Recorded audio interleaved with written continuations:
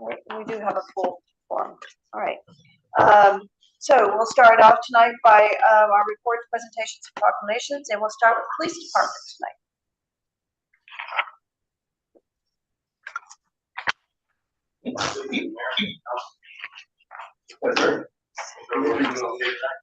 Yes. Sorry. Well, what you have before you is June 3rd, 2026 police department work for May. What we had last month, where the police department responded to 1,043 calls for service throughout the city. We had a total of 12 arrests last month. The police department investigated 18 motor vehicle accidents. As we move down traffic enforcement, we initiated 496 violations. Out of that, 389 of those were citations, and 229 of those were warnings. Our average speeds are still kind of the same. You can see Highway 281 is about 20 miles an hour speed limit. Highway 46 is 13.6. FMA 63 is 15.3, and every other street is around 21.1 miles an hour speed. As we move forward, animal control, we responded to 7 animal control cases, and 2 of those were closed. For our criminal investigations division, there were assigned 33 incidents. They took in 6 calls for service. We closed 73 cases. We filed 8 with the Cumberland County District Attorney's Office. We completed 60 different interviews. We reported 1 incident that came in. We issued 1 search warrant. We had 188 supplements, and then we wrote 3 warrants of arrest for the month. If Mayor or Council has any questions, I'll glad to answer. I will start down here with Councilman Brown. No questions. Councilman Alexander. No, I know you've been busy this summer, so the department's been busy. It's been picking up. So thank you guys again for all you do and being out in the field. I've noticed pickup in traffic and increase in people, so it's been very busy. So thank you guys for doing everything y'all are doing. Councilman Goff. Good. No questions. Councilman Watts. No questions. Okay, thank you so much. All right, finance department. So for the month of April, we collected $491, roughly $1,000 revenue. Our year-to-date collections are $6,997,000, 0.24% of budget. Of that, 95.98% of that everyone collected. Expenditures for the month are $5,242,000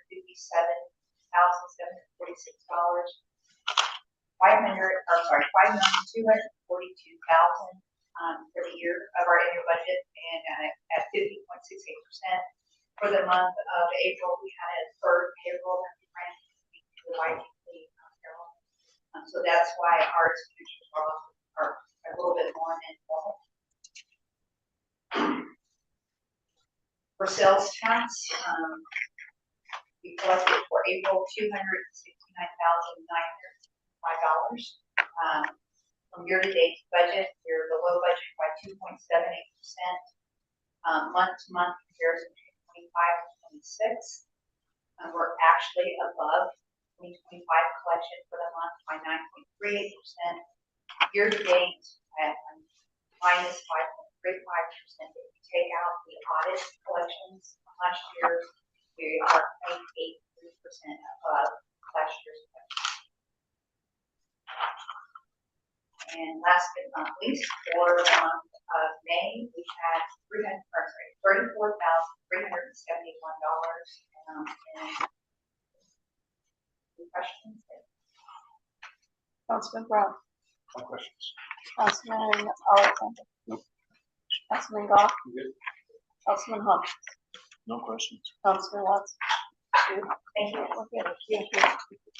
Moving on, Public Works Department. Good afternoon, Mayor and Council. Public Works for the month of May. We did conduct in-house drainage maintenance on LaGuardia Road, LaGuardia Hill, and LaGuardia Crossing and Old Point Road. We did mow and trim along areas, Grand Road, Shepherd, Hill, Round Top, Spring Ridge Road, Burley Road. Thank you. It's been a busy month, just due to a lot of rain. The trees that were in the park, we've had to trim those like this, for rain and roads and signs, we removed 23 unauthorized abandoned signs throughout the street, during the month of May. Continue to monitor roadways and right of way. Big section that we have actually started this month was our 2026 road maintenance program. We started May 18th. We started in Casey Road. They milled it. They completed the paving on it as of today. After finishing Casey Road, we'll be moving over to Rodeo Drive. Probably starting tomorrow. Parks and facilities. Splash pad was one of the main things that we worked on this month of May. We did find the liner in the system leaking, and the storm has been 14 years old, so it's due for that. They've replaced that, so the splash pad is actually working this first weekend of this month. So everything is good. Just regular maintenance throughout City Hall, police department. Just continuing efforts of works in the city. Any questions? Just comments. Thanks for the tour the other day. Councilman Alexander. Question. Councilman Hawkins. They've been doing a good job on Casey Road, in my opinion. Go by there almost every day. The flagman seems to be doing a good job with the traffic. People don't seem to be hung up necessarily for long periods of time of road work they're doing. I haven't driven the whole length of it yet, but I'm pretty impressed with what they're doing there. It's much needed. It looks much nicer. So just want to give you that feedback. No questions, but just wanted to say that I've spoken to constituents a couple of times over the last couple of weeks, and each of them mentioned your crew being out there, how pleasant they were to interact with, how terrific the work is that's being done. So I just wanted to say thank you. Thank you all. For that. And absolutely, they have been wonderful out there doing everything, talking, explaining to people. I know people are stopping on the road to talk to them, and they've been out of this way nice in Wilberty Hills. I know that Wilberty Hills. And they followed up on some of the issues that were over there. So I'm hearing that they're really happy right now that we're following up on the drainage and all of that is going on. So if we can just get past that and get past 46, I think we're going to be okay. Yes. We're excited to see what happens. But yeah, we appreciate it very much. I'm sorry, Councilman Cravens, I kind of left you out of the comments before. Do you have any comments for him? You happy with the work they're doing on Casey Road, Aaron? Are they changing the nozzles, and are they using the vac truck and everything? Yes, everything that we've asked for, they're doing that and above and beyond some of the stuff. So yeah, they've been good. The biggest obstacle is just the weather. Some days it's raining, some days it's not. So it's Right. It's hot enough, but yeah, it might rain. Yeah. Yeah, it's delayed the project, but other than that. Okay, sounds good. Anything else? Thank you, Aaron. Hey, Parks and Recreation. Good evening. Good evening. How are you this evening? Good. How are you? So we had two major topics of discussion at our last meeting. One is basically the Parks Fund donation of the $15,680. You can see it on your agenda tonight. We have some decisions that we made and voted on the private park. We're considering that to be game park. Community park is one of the fitness parks. So there's two items on your agenda tonight that we talked about. The other was the Texas Parks and Wildlife grant process. Large compared to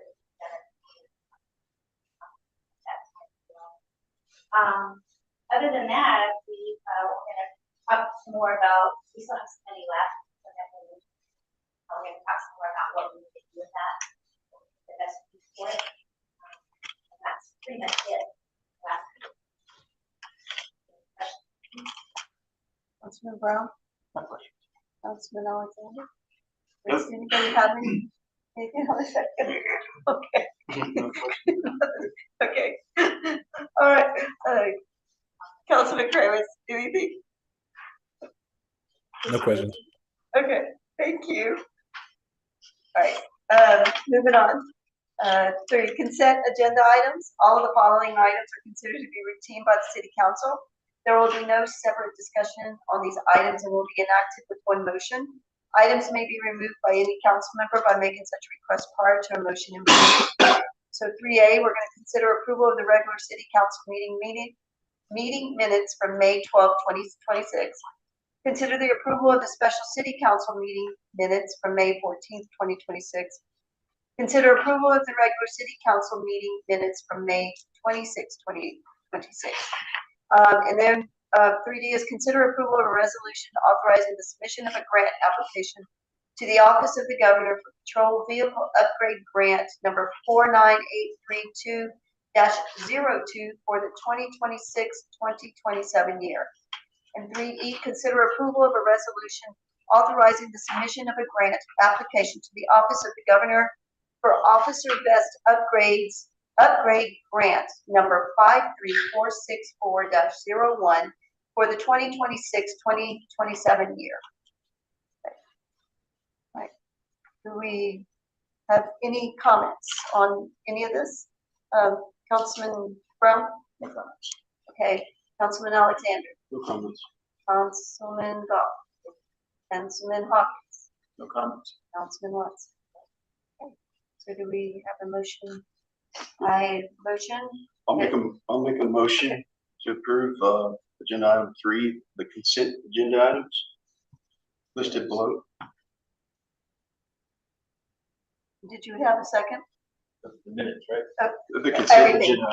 It's everything together. Everything 3A. together. Oh, yeah. I'll 3A. second that. All right, so we have a second. So all those in favor, say aye. Aye. Jason, okay, so it's Aye. unanimous.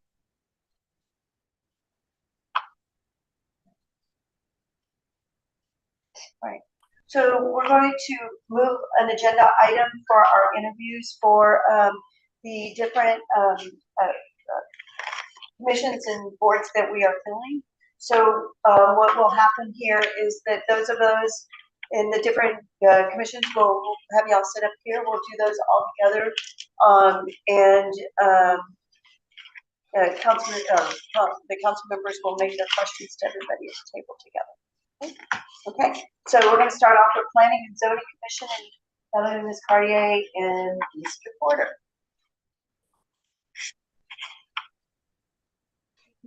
Good evening. Okay, so we'll start at this end with Councilman. Right. Good evening. Good evening. Good to see both of you. Since I've worked with both of you extensively on planning and zoning, Greg, I think we started about the same time, if I remember right. You've got extensive experience in it. I would have no reservations or qualms if you wanted to continue. In fact, I think it would be a great honor for the city to continue to have you. You're experienced in that capacity. I've watched you deal with a wide variety of things that come into here, and your logic has always been good. Always supported you in the decisions that you've made. So if you want to continue on, I'm perfectly in favor of doing that. If you've got any issues or concerns or things like that, about that, I'm perfectly willing to hear them. Thank you, Ted. I would like to continue. I enjoy what I do, and I think it's worthwhile. Different. Some days it seems like we're doing a lot of mundane things, housekeeping and so forth. That I sit there and go, why is this here in front of us? But it needs to be done, and I really feel like I'm surrounded by a good group of people. D&Z committee, the city staff, wonderful, and the city council is very supportive, and I'm happy to be reapplying. Well, you are a front line, so it's really important to have the best front line you can. So we appreciate you. Actually, I'm also happy to see you're here. I know that you're, I don't know, and to go through the issues of the maternity leave and came back from that. I'm very consistent on that. I hope that you enjoy it. I've always enjoyed your opinions as we've dealt with various subjects. But certainly support you if you wanted to stay on as commissioner in planning and zoning, or even if you wanted to step down as commissioner, but just be a commissioner instead of the chairman. I would certainly support you in that regard. Any questions or issues for me or anything? Absolutely. Thank you so much also, and thank you for personally reaching out to me as well for seeing my position, and I appreciate that. To be same thing I told you this weekend, I was going back and forth a lot, and ultimately, I do love this community, and I love serving this community. And to Mr. Porter's point, there has been times that things have felt a little mundane, but I do think there's a path forward for us to hopefully take care of some of those things as a city going forward. So hopefully that all of our time can be used really efficiently. Thank you so much. Thank you. Thank you, first of all, both of you, for your service to this point. We're really grateful. It's a significant job, and appreciate that you both take it seriously and bring your best to it every day. I don't have any questions about your qualifications or willingness to serve because you're both serving already. So the question I want to ask you actually is framed by something that Mr. Porter said in his application, which is that we are faced currently with an unusual conundrum. We have opportunities for growth, but those opportunities come at a cost. The city is in dire need of new revenue. The populace is adamant about maintaining our present quality of life. So if you could each of you kind of speak to what you see ahead for the city and how the city, all of us serving, could be addressing those things. And it doesn't matter if one of you goes first. I'll go first. This is my quote.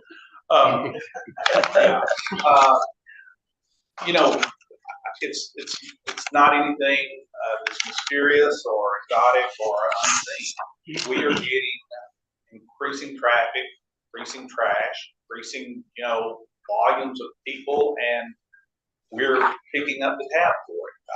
The way the legislature has changed the way counties and cities and zoning interact with businesses, it's becoming more difficult to control your own area and what goes on there. Puts a greater strain on the police department, puts a greater strain on the city, puts a greater strain on the infrastructure.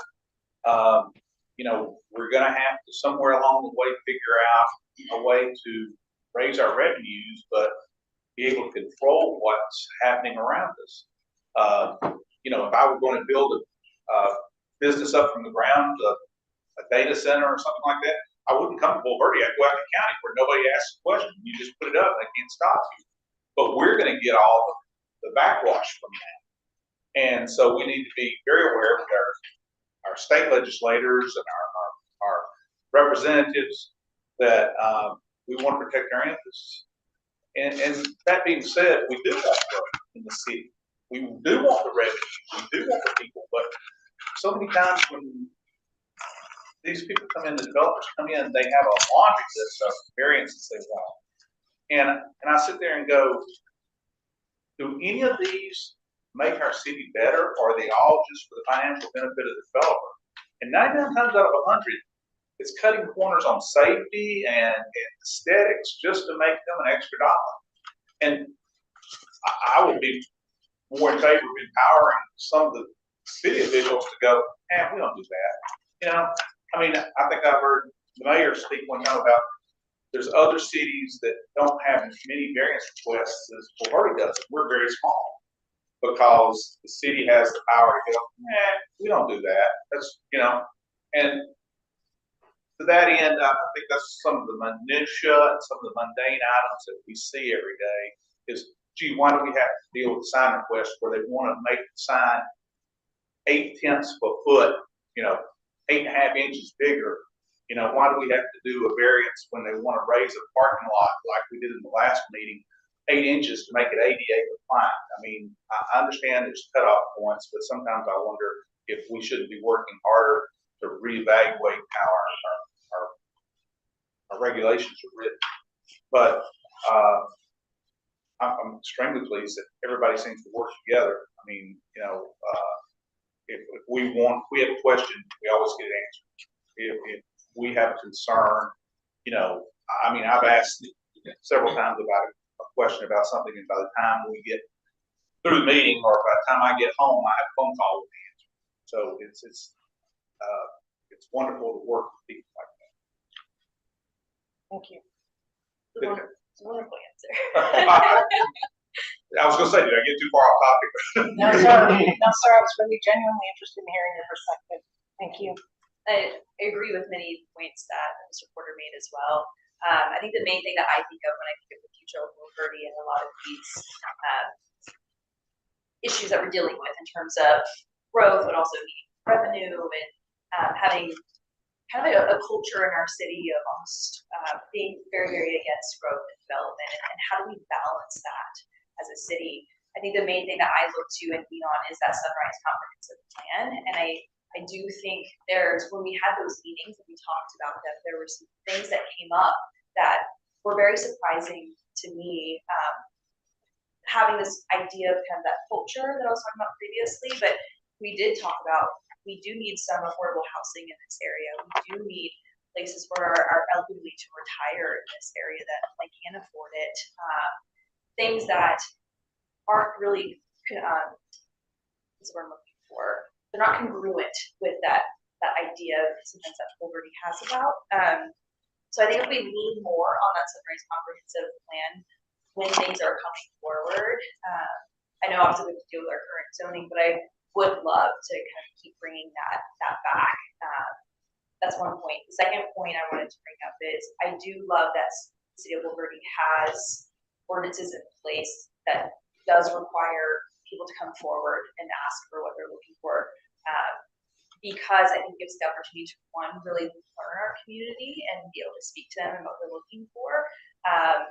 And me personally, I think there's such an opportunity for being able to speak with people, because instead of just saying, no, our ordinances say you can't do this, I think we have the beautiful ability to really compromise with people and to really understand where they're coming from. And if they do make a reasonable request, even if it is against our ordinances, I think we have a lot more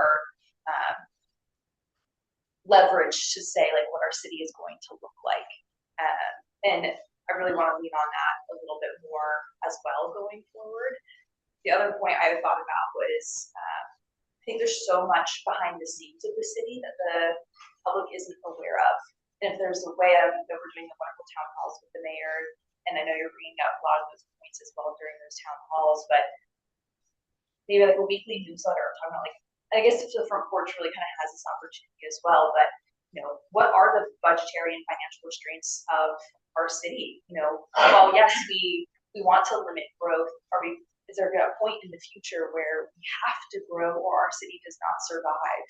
I think those are conversations that we need to have as a community, and whether it's a PR push or something, but it's a very serious problem that we're going to be facing. And I think it's the public's perception and the public's knowledge that we need to increase in order to get more of the public's favor for some of those changes going forward. Great. Thank you both very much. Councilman Brown. Councilman Oliver. No, thank you guys for both coming back, and appreciate you guys serving in the past. And I was able to certainly also appreciate you guys coming back and coming back to continue to help support the community. So, if you guys hit right on topic, so one thing I always like to know is what results are you guys expecting to see out of y'all's service in that? So that'd be one question I have.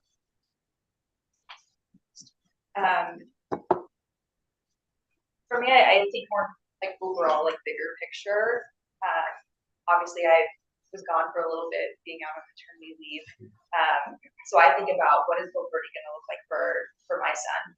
And I think for me, being in this position, I want him to have a community that is safe, that has unique opportunities for him whenever he starts to go into the job force, amazing schools, and a spot that once he does grow up, because my husband and I are planning on being here forever. We have no intention of ever leaving. The hope is that he can come back here and also have an opportunity. That was something that came up a lot again during that comprehensive plan, where there's really not an opportunity for the young ones to come back to our area because of how expensive it is to live here. And while it's a beautiful thing, I do hope that we can make some changes to where communities and families can stay together across multiple generations in our area. To me, that is what success looks like in a community, and being able to attract that young talent back to our area. Good, okay, thank you. And I was going to say my viewpoint is actually on the opposite spectrum of her viewpoint, which I thought hers was well spoken. My wife and I sit down about every year and go, where else would we want to live? Okay, I mean, we just recently retired or semi-retired. I'm still not at peace with that, but you know, we can live wherever we want to live, and we've said, well, do we want to live in California? Do we want to live in Florida? Live different places, you know. We want to, you know, move into a different part of Texas, and we're happy here, and we're going to stay here. And so hopefully that means for the next 20 years, I'll be here taking the heck out of my neighbors. And, but, you know, the fact of the matter is for us, the future looks like, okay, right now I have to turn around and drive 30 minutes to get to my doctor. You know, I have a doctor in Sonterra, but if I want to go to the medical center or something, you know, I have to go 30 minutes downtown.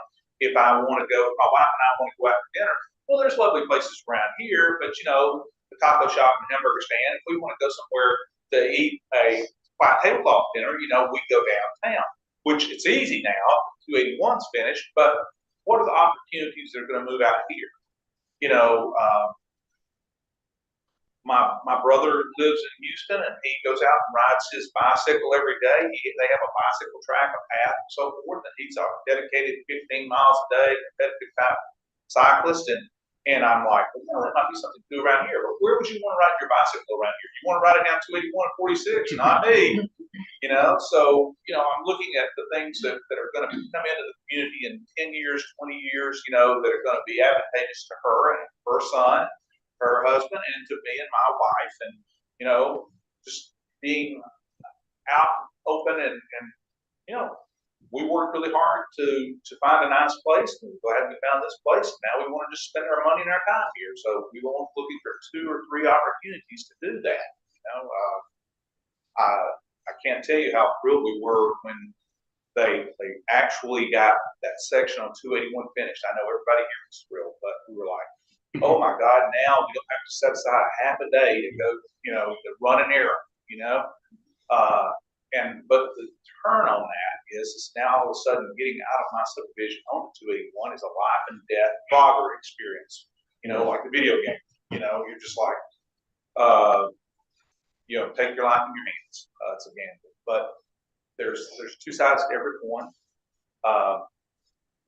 One thing I was going to speak about is I'm extremely pleased that there has been so much more interaction in city council and city administration.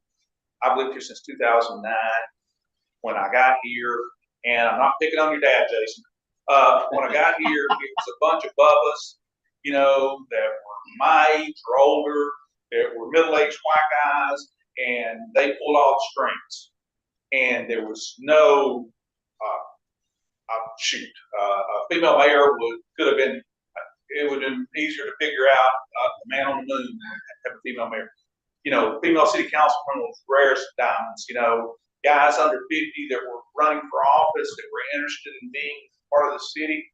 I mean, we have a nice collection of people in all the Parks and Recs boards, the P&Z board, the city, and I want to see that continue. I encourage that. You know, I like to see the people here that are on the city council and on the zoning boards, working for the city, that are gonna be here in 10 years, and not ones that are looking for a funeral home to come in so they'll have a place to go, you know? Well, good. Thank you guys, and thank you again for coming back. But I like hearing both ends of the spectrum there. You were right, so that's good to see it. So yeah, thank you guys. Thanks. That's it. Councilman Goff. I have no questions, but just want to express my gratitude for you guys.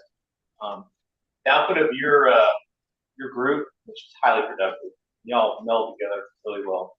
Appreciate the output of it being your recommendation and guidance for us in our lives.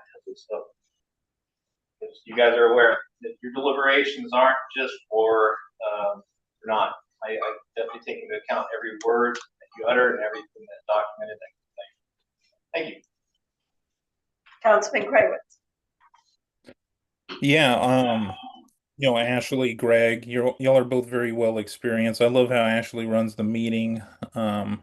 I know the work seems mundane at times, but it's important work, and it's all the council members and the mayor, we all watch the meetings, and we build our basis on our decision off of what happens in P&Z.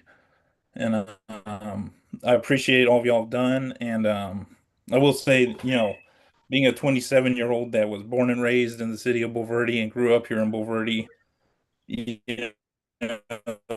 Bulverde has an identity, and I'll speak for me and my friends that I grew up with here that we'd rather see Bulverde keep its identity despite the cost of living and come back when we can, as opposed to just having an urban sprawl. It's a special place, and you'll do important work, and we're all neighbors, and I'm looking forward to keeping you on P&Z. Beautiful.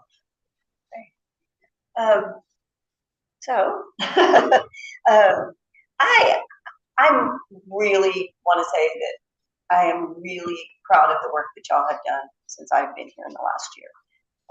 We, as a council, have, as many have made in voices, those opinions today, is we really do look at what y'all do over there. And we take into consideration everything that y'all have said, gone through the process. We watch the videos. And not all the times are we going to agree, right? And council may not be of the same accordance of whatever decision you sent to us. But that doesn't mean that we don't appreciate everything that y'all do there. Y'all have done a wonderful job.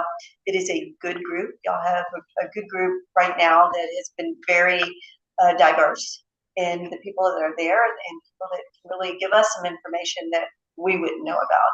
I think everybody on the board has something to offer, right?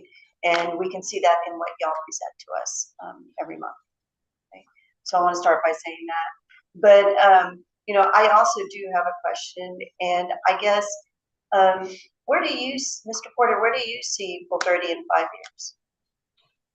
Well, if you go back to the sunshine plan, like Ashley was talking about, one of the things that I got out of it was we're limited in our growth simply by, the constraints we've already put in place to maintain the culture of Bulverde, 1 acre lots. The city, is a patchwork of 5 different communities that's not got a really a simple area. But I think we're finding that we do have a simple area. I'm thrilled that some of the new places, Twine, the rebuilding of the restaurant downtown, the overflow that we're seeing from the Highway 46, 281 area. There's more building coming that way. I'm thinking in 5 years, you're going to see an influx of younger people, because we're going to be an economically viable alternative. Stone Oaks, Ontario, Alamo Heights, those areas down there are gentrifying, and those people are going to stay in place. And so the younger, educated group is going to move outward. A lot of them are going to move west, Alamo Ranch. But if you look at the demographics, man, New Braunfels growing, Comal County's growing. They're going to have to come our way. And I think you're going to find a younger group coming in in 5 years. I think you can already see, like in my neighborhood, the neighborhoods around me, the houses that the 60-year-olds are selling, they're selling to 30-year-olds with 2 kids. And I think that's going to drive disposable dollars. I think you're going to find that we're going to have more entertainment options, more dining options, more retail options. We're seeing those applications now. So I think in 5 years that you're going to see, hopefully, an increase in our tax base, that we're gonna benefit from that. But that's going to put a strain on our police departments and our city services too. So we're going to have to deal with that. But if you ask me what I see 5 years from now, I think we're just going to be very happy where we are. I think we're going to look around and go, wow, I didn't expect this. This is completely off my radar, and I think that's a good thing. Thank you. Agreed, absolutely. The other point that I was thinking about was because of some of the constraints that we do have with our growth and the sales tax numbers. And again, I don't have the knowledge of this because I'm not an attorney. I don't know how things were written previously, but I would hope that within the next 5 years, we have a way of this as a city to maybe rewrite some of those foundational documents that were put into place that have placed those constraints on us. I don't know if we have powers to do that or what it would take to do it, but I do think it's very important to look at and see if there's something that we can do, even just to get more property that maybe is undeveloped, if possible, into the sales tax possibilities. I think as a city, it's something that we really need to hopefully look at. Hopefully there's something that we can do with that. In hopes that when all this further growth comes forward, we have the revenue to really support all that infrastructure. Anybody else have anything else to say about that side? Anybody on this side? All right. Well, thank you very much. All Thank right. you again for serving. Thank you. We're grateful. All right. And then I think for tonight we have Jessica Kroll on for Park and Recreation Advisory Board. We have nobody else. Oh, and we have Mr. Pettis. I have to turn my page. Hey, good evening. Good evening, council. All right, so Jessica, can you hear us okay? You're muted.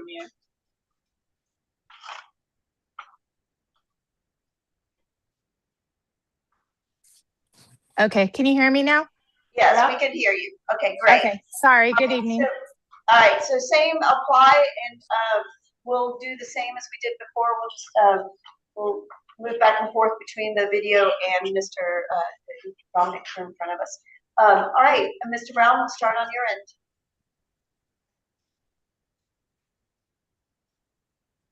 No questions. Okay, Councilman Alexander. You guys are currently on the board, right? Is that correct? Yes. Yes. Okay, right. Okay, good. So you guys want to, this is a 2 year, is that right? 2 year? So It is a single year. it's a single year, right? That's what I was thinking. Okay. Now you guys have been, I've seen you come do presentations and stuff, so I appreciate you guys and thank you for serving on the board. So you guys at Parks, it's y'all done a lot, so I'm very happy with what I'm seeing and hearing in the park every month and the excitement that it is and where y'all want to go. So thank y'all for y'all's willingness to volunteer as well and come back. So I don't have any questions for you. Just thank y'all for coming back. Sure. Councilman Gone. No questions, just once again, gratitude for y'all volunteering your time and efforts. Your efforts, the products of that is very visible to the public, so very much thank you. Myself and all my neighbors celebrate the parks. Well done. Thank you. Councilman Hawk.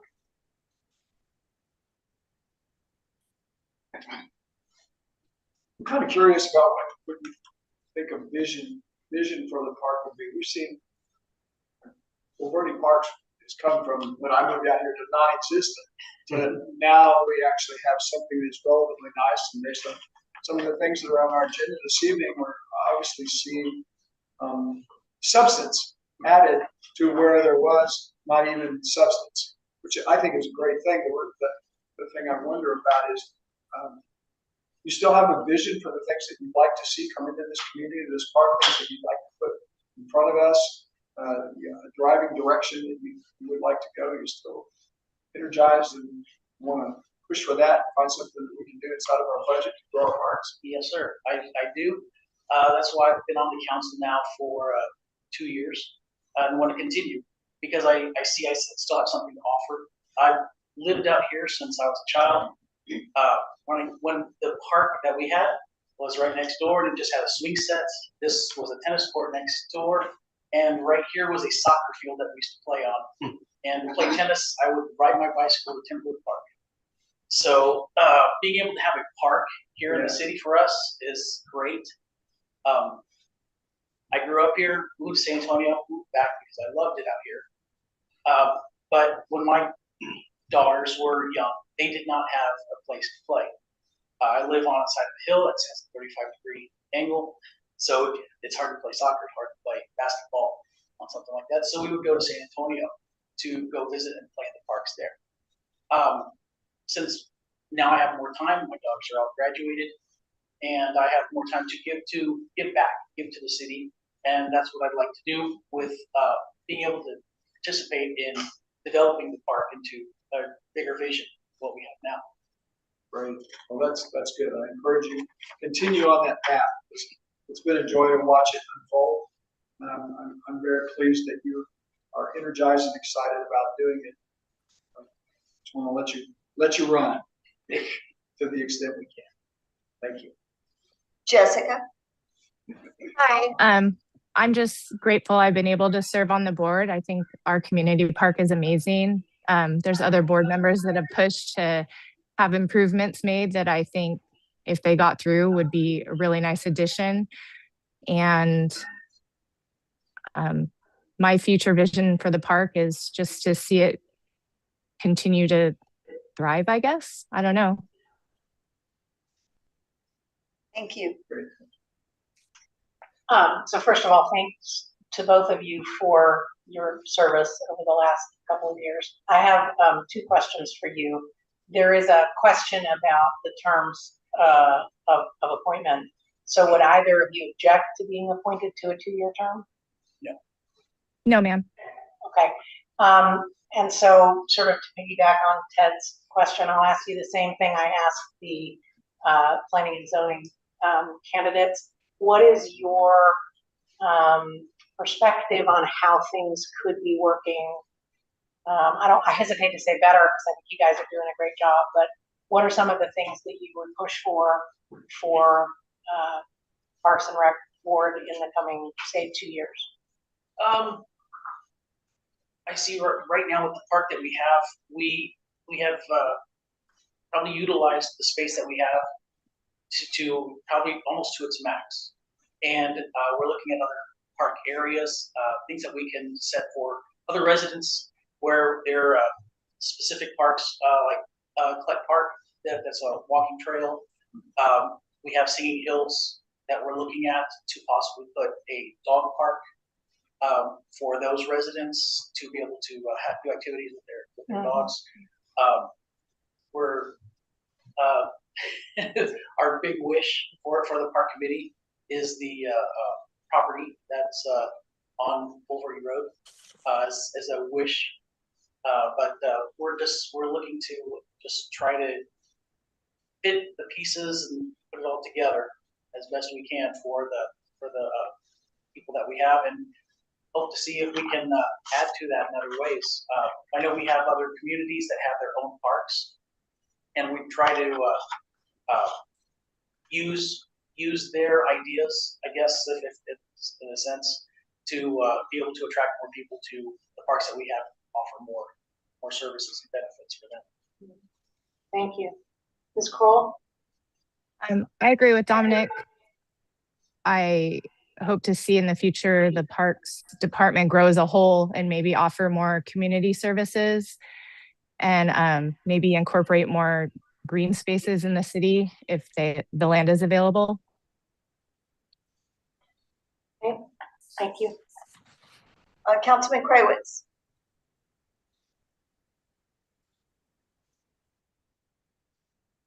Is he locked up? Like he's frozen. Okay, so we'll move on.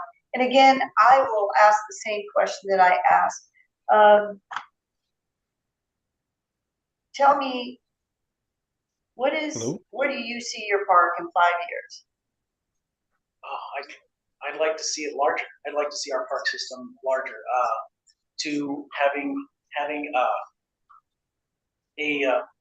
possible, a real amphitheater, having a cycling like just a large cycling area, which is off-road cycling for people. Maybe it's a couple acres with trails, something that could be a destination for some to come do. I have seen it in other cities where they've done trails that people can run, and they have events at those, and it's turned into a little bit of a moneymaker for some of those cities. So we're looking at something like that. We're looking the possible add classes at the park we have now, whether it be for Tai Chi, yoga, or other morning classes for some of the older or mothers who just want to be able to get out, do something, and have classes that the city could offer for a small fee or for free to do. So to possibly bring more people to the park and pull them in. Right, thank you. Jessica Kroll? I would just like to see it be maintained as it is. I think an addition of trails, like Dominic said, would be really nice. The board had talked about adding exercise equipment. That was his idea as well. There's a lot of things I think that can be done with the existing space, but I would hope that the city would be able to add more park spaces in the next 5 years because of the growth. Thank you. Mr. Kravitz, Councilman Kravitz, are you back on? Yeah, it cut out for a second, but I'm back now. Okay, your turn. Yeah, Dominic, I've come to the parks meetings. You're very enthusiastic and you like to take the reins. I think you're perfect fit for the parks board. And Jessica, I've seen your work and I'm very happy with your work. And y'all are both very enthusiastic, and I think you're a perfect fit. Thank you. Anybody else? Okay, thank you very much. And I think that's all we have for the boards tonight, right? All right. Okay. So we're going to move on to our regular agenda items tonight. So moving on to 4A, discussion of possible action to provide guidance to staff regarding a strategic planning work session and the creation of city council subcommittees.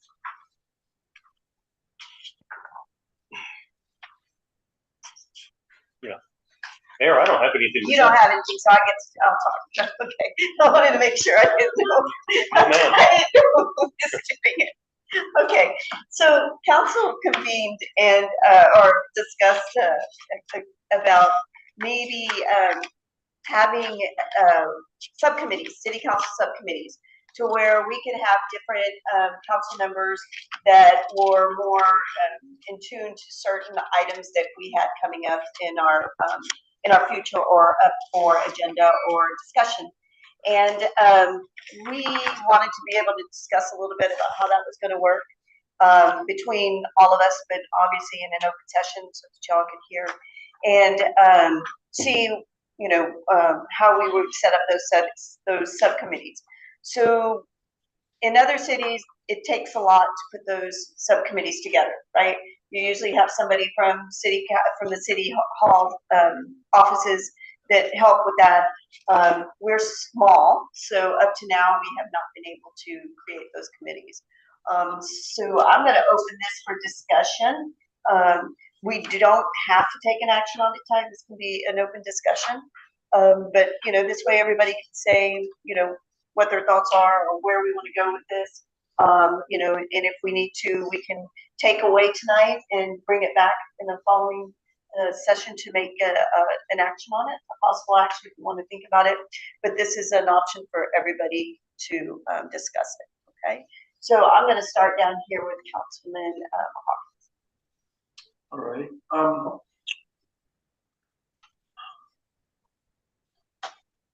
I think we had discussions during last year when I was actually campaigning, and I was speaking with you about several of the issues or things that I had concerns about, and how I might be able to affect those things in the event that I were elected, and how we might be able to work on some of those things. One of the frustrations that I've had is, as you find out more about how this collective public information environment that we live in, it becomes very, very difficult to be collaborative, because we have an almost impossible set of rules around us that kind of govern how we can talk about how we might be more effective in our jobs, unless we do it in a public or an open format, which is, it's very constraining, and it's frustrating in many regards. The two hot buttons that were really frustrating me was the fact that we needed to have a greater political presence representing our community in Austin and to the elected legislatures that we support in this community in Austin, because at every turn they seem to be either putting handcuffs on us or taking things out of our back pocket. Neither of those are good, and none of them bode well for our future. The things that I've seen recently, it appears like they're on a strong bend right now to reduce property taxes almost completely, like they have done in some states, which will leave our community, as a taxpayer, I think that's a great thing. As a person, or as a city councilman who knows that revenue that supports our police department, our public roads, and our city comes from a significant portion of those property taxes, scares me to death. We need to find ways to be more effective as a council. I guess that's my concern. I'm concerned about the tax issues. I'm concerned about politics issues. And I'm also concerned about how we are going to deal with the developers who continually want to come and try to figure out how to work with the city, but yet we are too transparent for them so that they somehow or another don't get it. There seems to be a real, and I don't know what the right word to describe it is. It's like, Greg, what you were talking about a while ago. They come here, and the only way they seem to be able to find a way to fit into our community and develop is through an outrageous amount of variations to our ordinances and requests for variances. And yet, I don't know how effectively I, as a council person, can work with them to try to get them to see how they could effectively do this. We do it in this public format where we're all talking here together. But at that point in time, I wonder if they already feel like they're overcommitted, they've already spent their money, they've already paid their fees, now they just want what they want. And so I get a choice of saying yes or no. And most of the time, based on what I've seen, it's no, because it's not what I was elected to support in this community. So how do we resolve that issue?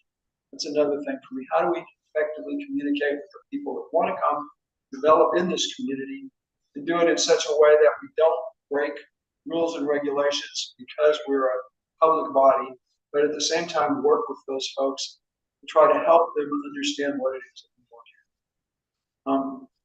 Those are some of my concerns about how we might try to find, from strategic planning perspectives, and as communities have a combination of one or two council people who might well serve our community in some of those capacities.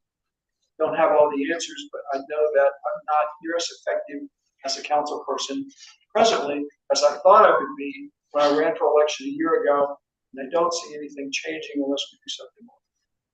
Those are my concerns. Anybody want to chime in? This is going to be a discussion on this, so. Would it make sense to begin with one or two narrowly focused pilot committees that include sunset provisions rather than creating multiple standing committees right away? So what we're gonna do is discussion is back to his comments and then you'll go back to yours. No comments about that. You have any comments? Okay, Councilman, So, I want to say, first of all, Mike, I am very sensitive to your concerns about the additional burden on staff time. We all are. And I think that there are a couple of ways that we could approach this. I think the first step is to have a strategic meeting, which is not this. This is a discussion to talk about having a strategic meeting. Because right now we are not working off a jointly held strategic blueprint. For myself, speaking only for myself, I feel like a lot of the work that we do is reactive, and that's fine. That's part of the job. But we are, as we've said many times, facing a lot of challenges, and I think things like sales tax and development and growth and the kinds of things that you were talking about, Ashley, are things we are only going to be able to address if we do it strategically and thoughtfully and proactively.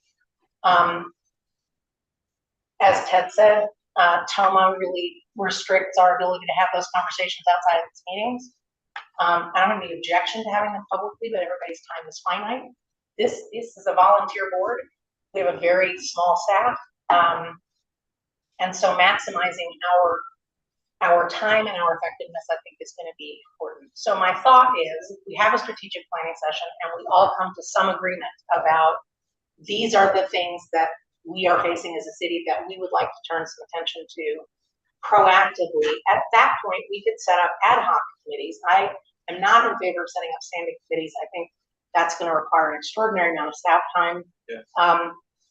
And I think that, frankly, that limits the kind of collaborative, sort of agile discussion and planning that we're looking to do. I think ad hoc committees of 2 or 3 council members who volunteer to serve in that capacity, areas of interest. I know you have some, I certainly have some. I know Councilman Alexander is interested in pushing forward a capital improvement plan. There may be other things. But standing up an ad hoc committee where those people are authorized by council to go away and do some research and prepare or develop topics to come back to council for discussions that then take place in the public view. Those ad hoc committees would not be authorized to do any decision-making or to speak on behalf of the city or any of those things that create concern for transparency purposes. And I think, Matt, then you would have to say to us, right, whether this is right or wrong. I think then those meetings could be held wherever or whenever. They wouldn't have to be public. That's research, collaboration, report writing, preparation to bring it back here and do that publicly. And I think that creates a more, as long as we're very clear about things like those reports have to come back here, I don't know, maybe monthly, there's a committee report, here's what we've talked about, here's what we're working on, so that all of council is kind of clear on where we're pushing forward on these strategic initiatives that are important to all of us. Yeah, that's kind of my thinking about how this would go forward. And in that instance, then my staff support would be, I think, a very light touch. I think there would not have to be a lot of work or support except on an as needed basis. And I think we could then coordinate that through you. Those are my thoughts. That's what I would be advocating for. And I think it starts with a strategic planning session that is entirely separate from the normal business of the city. I recognize that we're in the middle of budget discussions and work.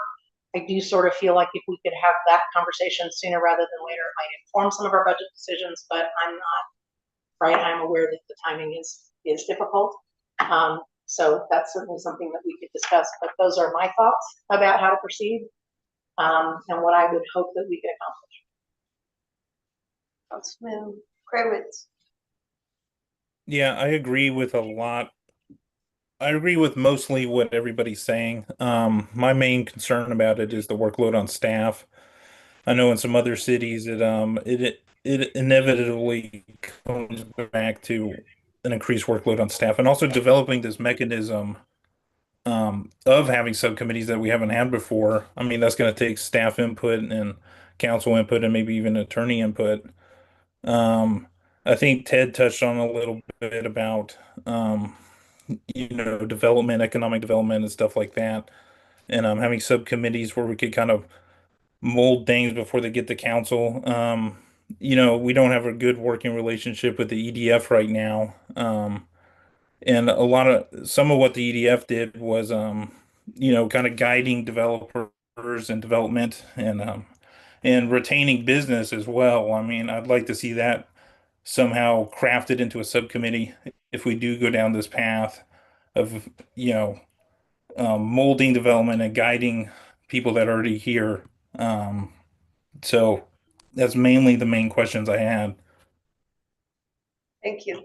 Councilman Brown? No comments, yeah. Councilman Alexander?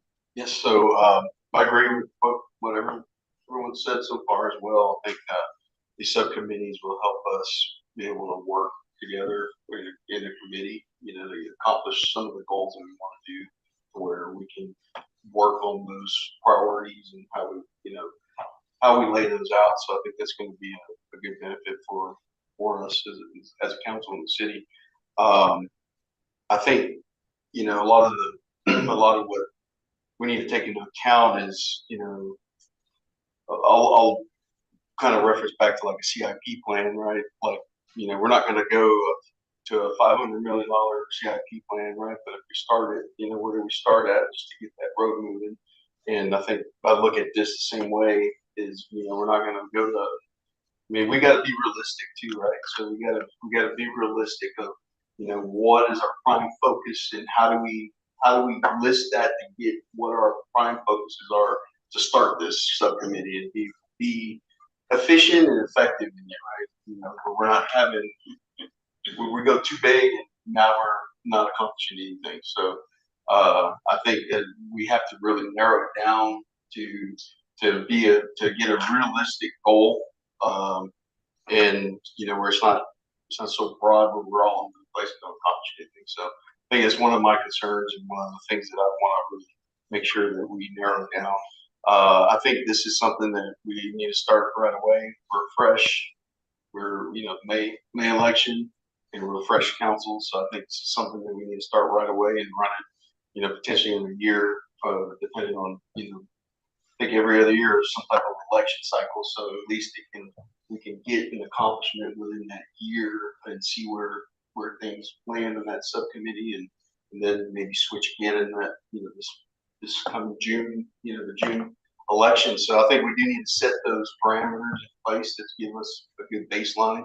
And like you said with staff, I mean, that's not something that like Mike and everyone's mentioned that you want to necessarily probably bog down more of their time with, right? They, facilitating things. I think at some points you can probably bring them in when we need to get that input, and maybe that's through a meeting right before council because staff's here. So maybe it's something we meet at 5:30 and have the little subcommittees meet with the staff if they need to in the departments. So that's one of the strategic things I think we need to prioritize.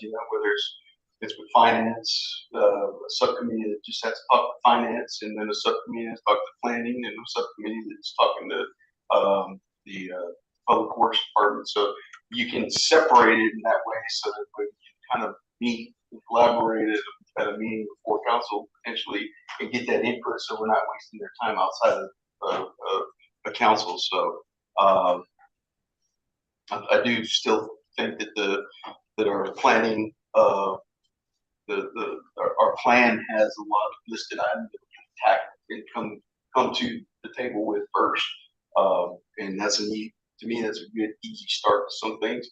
Doesn't take care of everything, but narrowing it down to what we're wanting to do, I think is the next key. But I think we need to get started and get moving on this right away.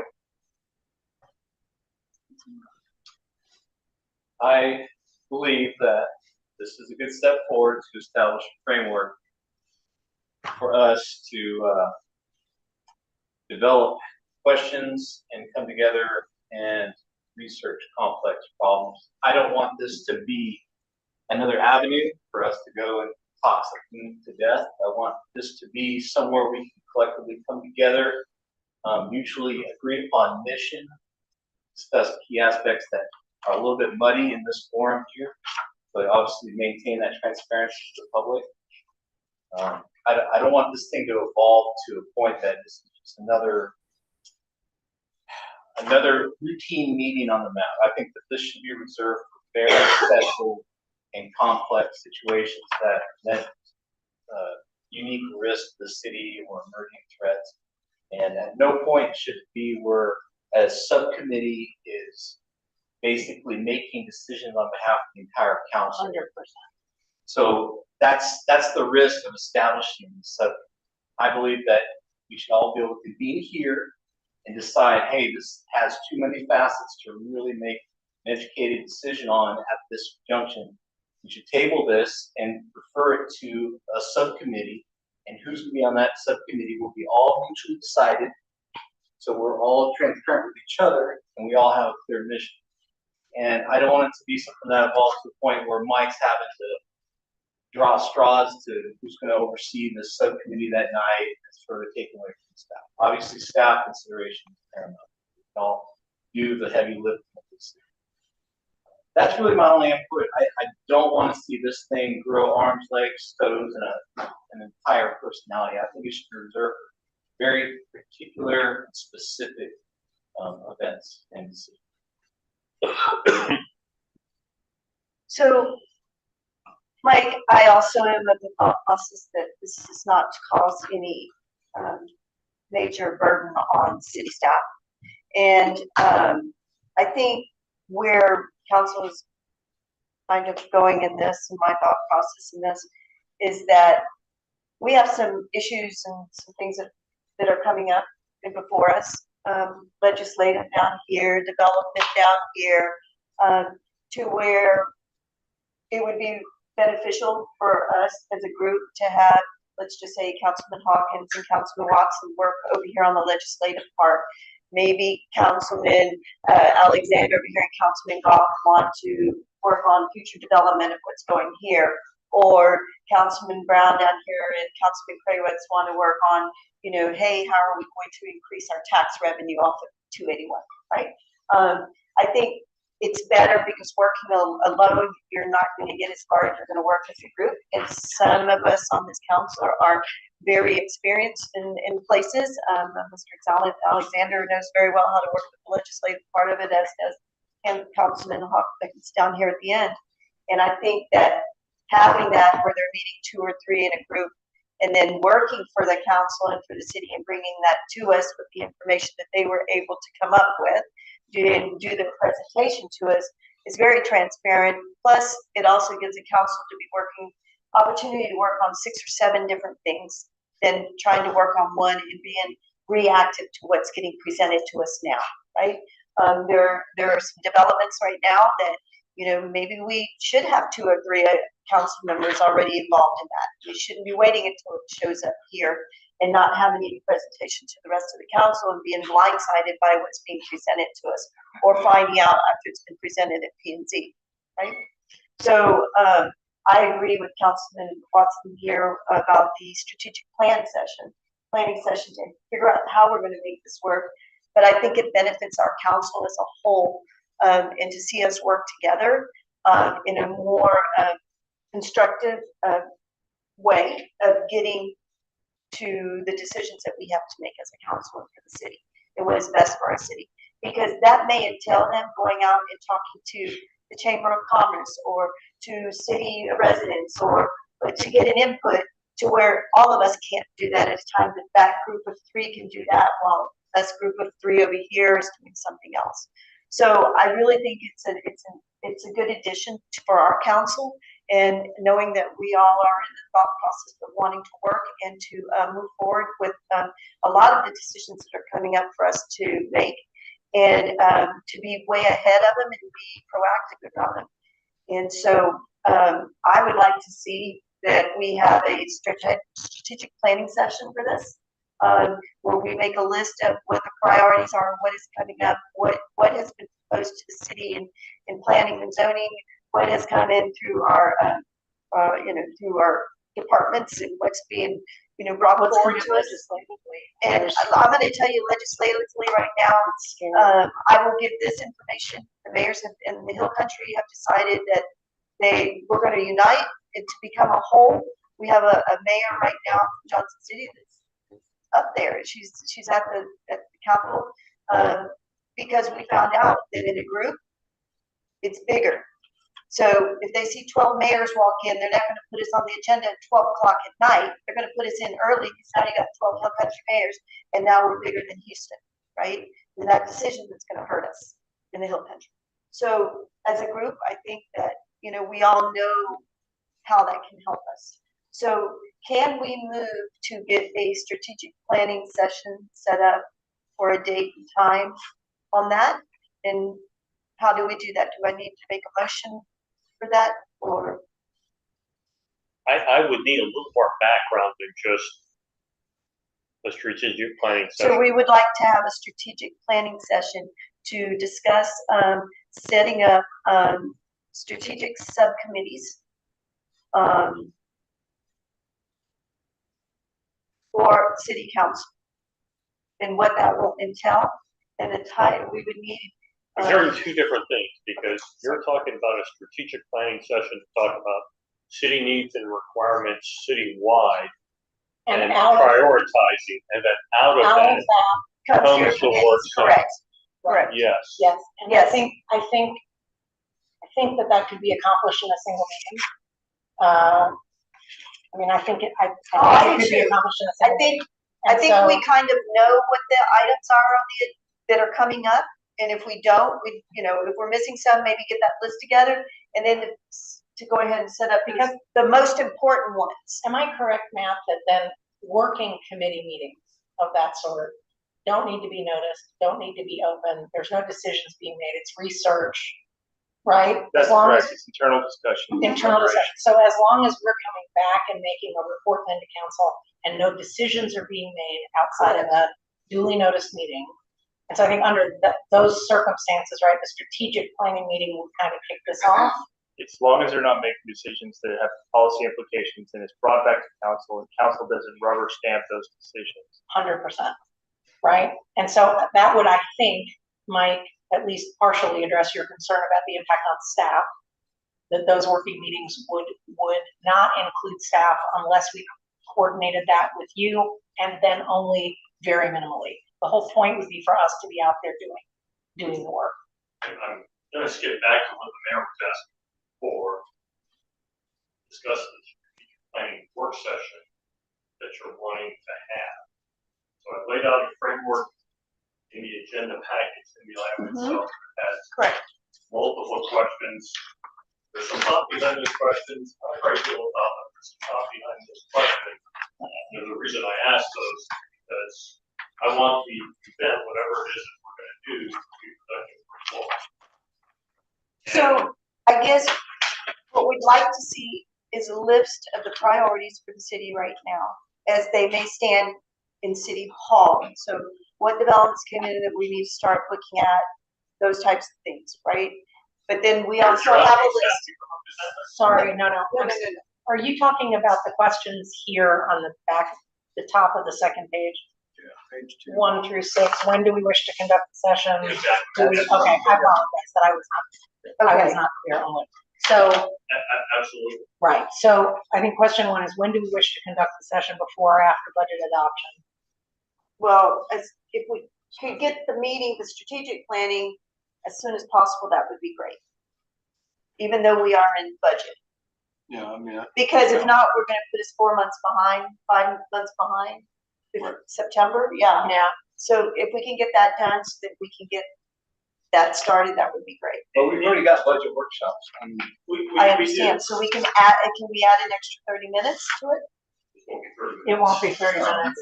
30 minutes to and before that. No, no. this is a standalone meeting. Let me give you my background on this, okay? So I have taken city's first strategic planning work session. That's a 4-hour session on Saturday. Yeah. And that just scratches the surface. And that doesn't really give you enough tangible product to feed into a budget. To feed into a budget. To feed into, if you're looking for this strategic planning work session to have a material impact on the budget, we're developing right now.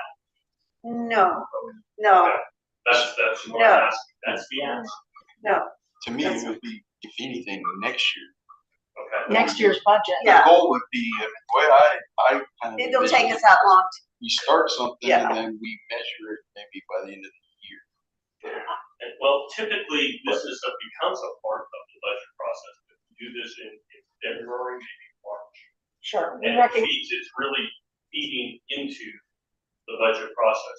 We're in June. But we're now. behind. we're So behind the can curve. we get caught up? But we gotta get in front of something. We don't have time to wait to another March with what's happening in the Okay, legislative I'm not session. accepting that, I'm And giving you the timeframe. Can I We ask, can I ask a question? Sorry. hold it, wait, let me just say, Yeah. we need a subcommittee that's working on our legislative issues and knows what's going on and how it's gonna affect our city. We cannot wait until March of 2027 for a vote that's gonna go in November 27.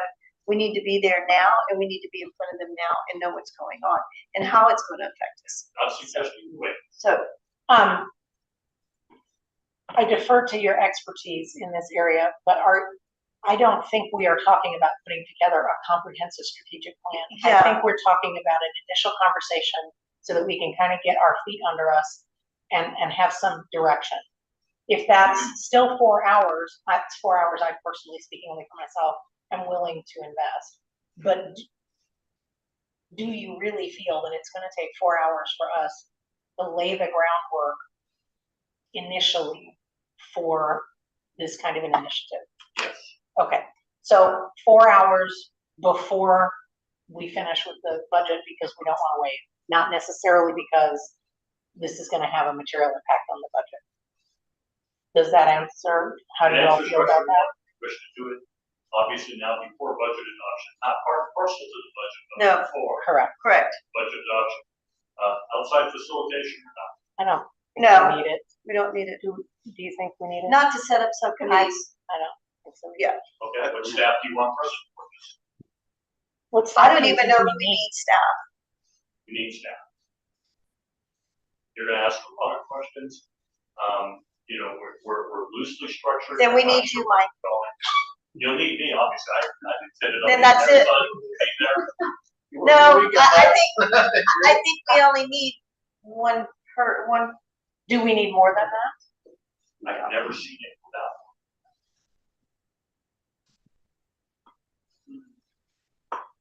Yeah, I feel like it's going to involve a lot of aspects of staff. You'll have a lot of questions in there. It involves fine. It involves a lot of detail. You guys will get into the weeds. This is the council that will get in. It's a major ordeal, yeah. Planning horizon. Okay, so can we set up a meeting, okay? To go ahead and discuss setting up the council subcommittees, Bruce, strategic planning session for us to set up the subcommittees. So can we do that? And let's start there. We can, yes, absolutely. Okay. I'm just trying to facilitate it. I know, Yeah. but if we can set up that date and that time at an earliest time, convenience, to get in there, we can answer these questions in that meeting So the initial. based meeting- upon, yes, based upon whatever questions we're going to have or need answered, right? And so if we can just get the original meeting, so we're not having to do this in open discussion in an open city hall meeting. It'll Right. still be an Also, open there- meeting. Well, I It'll still know, be an open meeting. I understand, but I meant in our regular, Weeknight or weekend? For me, it makes no difference, so. This is your baby. Saturday morning, I mean, I hate that we're doing that on a family time, Depends on the but- Saturday. Yeah, that's the same with me. If the weekend, I don't want to. the other option would be like a Wednesday night. Cause I know you're busy on Mondays, right? Tuesdays, which day are you busy one night? Mondays are hard. Mondays are you Tuesday? No, Mondays for me usually good. Mondays, okay, so let's find a Wednesday. Okay, As long as it's late 9 o'clock. You mean not, after 6:30. not, yeah. And Mike, just to set expectations, and again, speaking only for myself, I am not talking about putting together a 5-year plan. Oh, I'm not either. I am talking about, we've got, what, 9 months really to get ready for this legislative session. We've got some urgent things that are coming up. Who can we deploy off of this council to begin doing some real research to become, for lack of a better term, subject matter experts, to come back and work with council in open session to move the ball forward. This is not, we're talking ad hoc committees, we're not talking permanent standing committees, we're not talking any of that. We will try and find a Wednesday night to come next month. We'll all agree on have a meeting. Thank you, Mike, I appreciate it. Okay, all right, thank you. So, moving on, 4B, discussion and consideration of purchasing a concrete chess picnic table and a set of concrete cornhole boards for Quaywoods Park, utilizing funds from the Parks Fund. Good afternoon, good evening, Mayor. Tonight, staff is bringing 2 park-related items. The first one is 4B, staff is requesting the council raise and purchase outdoor concrete recreational amenities for Quaywoods Park. This would be a concrete chess table, a set of concrete cornhole boards, using the recently funded Parks Fund. Motion is to approve the purchase of the picnic table, cornhole, not an estimated amount of $8,000. Authorize staff to purchase. Yes. You said it's 8,000? Estimated.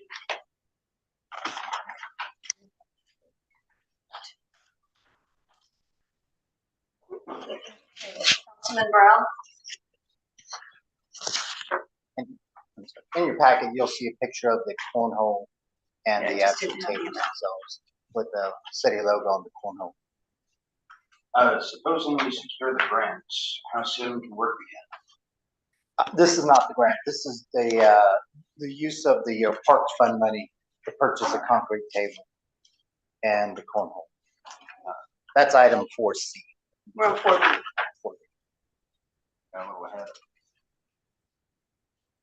No questions on that one. Councilman Owens. So, is this one of each, like, so one picnic table and one cornhole? Correct, yes.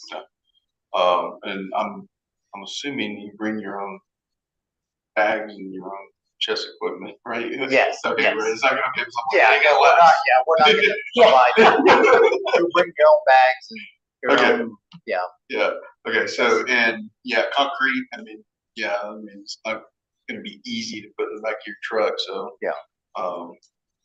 Yeah, I think it's a good idea. And does this come with a base as well, like a concrete base, or is it just gonna sit on the grass, or? No, what we're planning on doing at Quaywoods Park is we have, I think, 4 sets of benches there, of tables, that we'll remove one of the tables and add this one there, so it'll replace one of the tables at the park.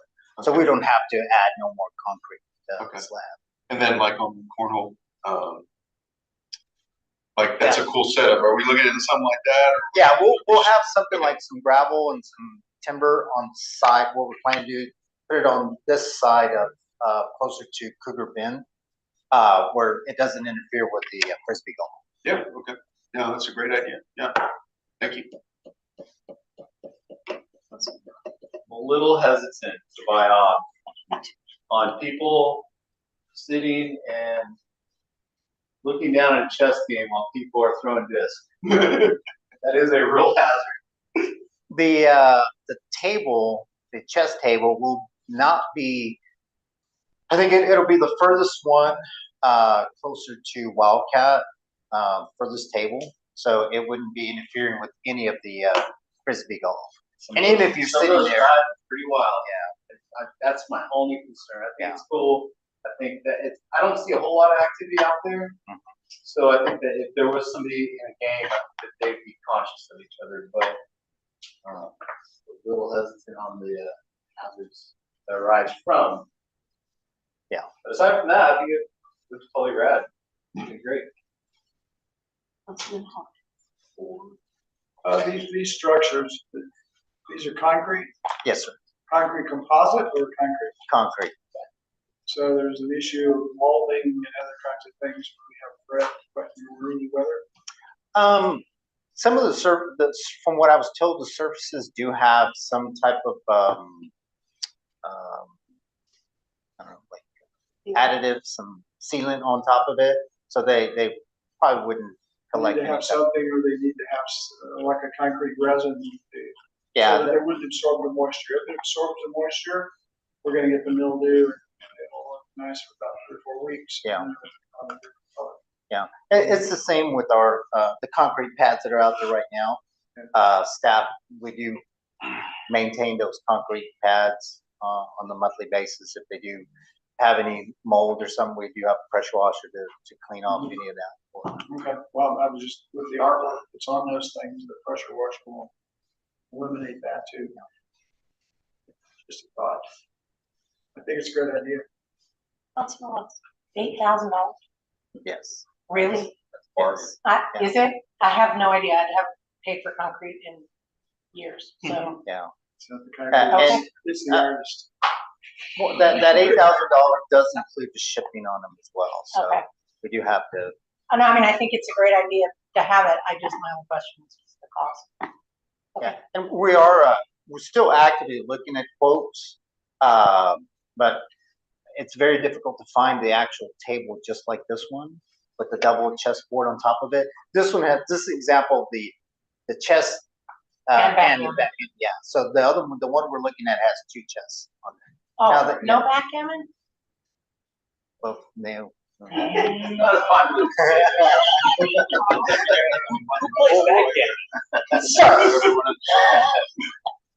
We could ask the park board if they wanted. I mean, If we it's could. do less either money, one, no, yeah, just kidding. Okay, I have an objection. Councilman Craigwitz? Yeah, no, the Cravitz Park there, it's always been extremely underutilized, and driving past it every day, the cornhole's made a great difference. I see families out there all the time, and I think the direction this is going and having a games park, I mean that's a unique type of park, and I think it'd be perfect at that location. And the money for this, is my understanding, it was a donation from a developer to the Bulverde Park system for new equipment, not repairing old equipment, new equipment. And I think the donation was like $15,000 or something like that. So I think this is an appropriate use of the money, and it's going to last forever, and it's going to attract more people to that park. Good, thank you. All right, so I have a question. What kind of research was done and what the community of Bulverde Hills would like to see in that park? We've reached out via Facebook, posting to have people come to the Parks and Rec Board to come and give opinions on what is needed for the city of Bulverde, period, on the parks side of it. We even had, I think, members of the Parks Board at Music in the Park asking folks what they would like to see. And we didn't get that much of it put into the parks. Just basically whatever we got from the Parks Board is what we made the decision. Well, the parks made the decision on. So I live in Bulverde Hills, right?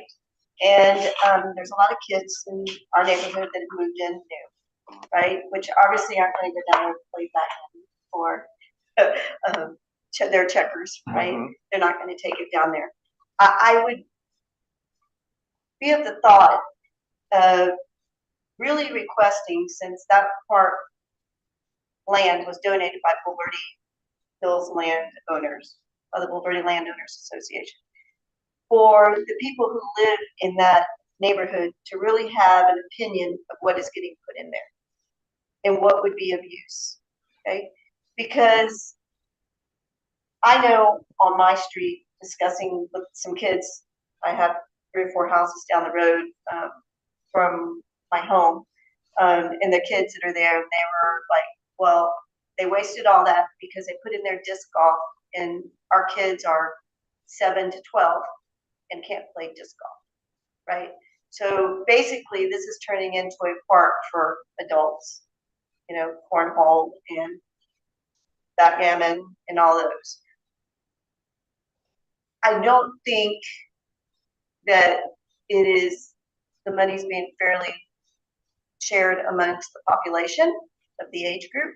I'm not saying this isn't bad for an adult or where you would like to attract adults, but the kids right now that live in Bulverde Hills don't have anywhere to go. They're riding their bikes across the highway and going down to the other park, right? Which is also dangerous. And I would really like to see something in this park that reflects some of those kids that live in this neighborhood, right? That can ride their bikes down the road and come to this park and have something to do in this park, right? And for $8,000, I think that if we polled that neighborhood and asked them, what would you like to see? I think you'd probably get a lot of comments back of what they would like to see in that area. My thought process. Well, what would you like to see there? I didn't say it was myself. I was talking in general for the public and the kids from 7 to 12 and the parents in that area. I know, but it's a limited amount of space at that park, and this is what the Parks Board, they decided on what to put there. So My question was, who did they poll, and where did the research come So from? can I ask a question about that actually? So it's a city park. It's not a Bulverde Hills Park. It's a city park. And what we heard in the last round of interviews for people to go on the park board is that what they're hearing is that there need to be more opportunities for adults. We've got a fantastic kids park down here. And I'm not disagreeing with you that it's not safe for kids in Bulverde Hills to go to the park. But I think what we heard was that adults needed a place that they could enjoy too. And so the fact that this smaller park is skewed more towards older members of the community is maybe not a bad thing, given what the Parks Board has heard. But if there need to be more opportunities for kids, generally speaking, maybe we spread that out a little bit around the community. I guess my response to that is, this is not a Bulverde Hills Park. It's a City of Bulverde Park. No, I'm just saying it's in their neighborhood now. Sure. Right? No, I And get so it. those kids are coming down from there. It's a problem for them to cross this road over here. Have we reached out to those parents and seen what they want to see or what they would like to see closer to their home? That's all. So, I don't know. My kids question love was, that. who did we research? You know, where did the research come from? And who did we poll? That's all I was asking. Well, like I said, we Um, did post on Facebook, and like Councilman Watson said, from what the board heard and what y'all people approached them on is what they brought to the board, and the decision was made. I just think that if you would have said, hey, we have $8,000 to spend in this park, what would you like to see here? Right? I think it would have been a little bit different, the responses we would have gotten. So I know we. I'll say that park has been there forever. The Gale Park's been there forever. Councilman Krawitz, just a minute. Mr. Martinez is speaking. When we post on Facebook to have, in general, people come to the Parks and Rec Board meeting, and it's posted, days in advance. That's kind of when we expect folks to come in and give us their thoughts, their opinions. This goes back to that part about our city not being educated about what's going on in the city, right? This hasn't happened before. And if they don't know what it's for, we're just saying, come to Parks Board, come tell us what you want in your parks. We're not telling them, hey, there's some money to be spent. We'd like to spend it in Bulverde Hills. Give us an opportunity to, hear what you have to say or what you would like to see near your home, right? And so this is my thought about, did we do due diligence on, spending $8,000 in this park for the people that actually live closest to that park? And so, I'm not saying it's a bad thing. I'm not even against it. This is great. You want to do this. But at the same time, did we do due diligence in the research? And that's what I'm asking. Did we educate our city and letting them know what we're doing? That's, again, goes back to, we're not educating our city where we need to. And we need to do more of that so that they know we're doing this now. This isn't the way it used to be that they just did things. We want you to be involved in the decisions that we're making.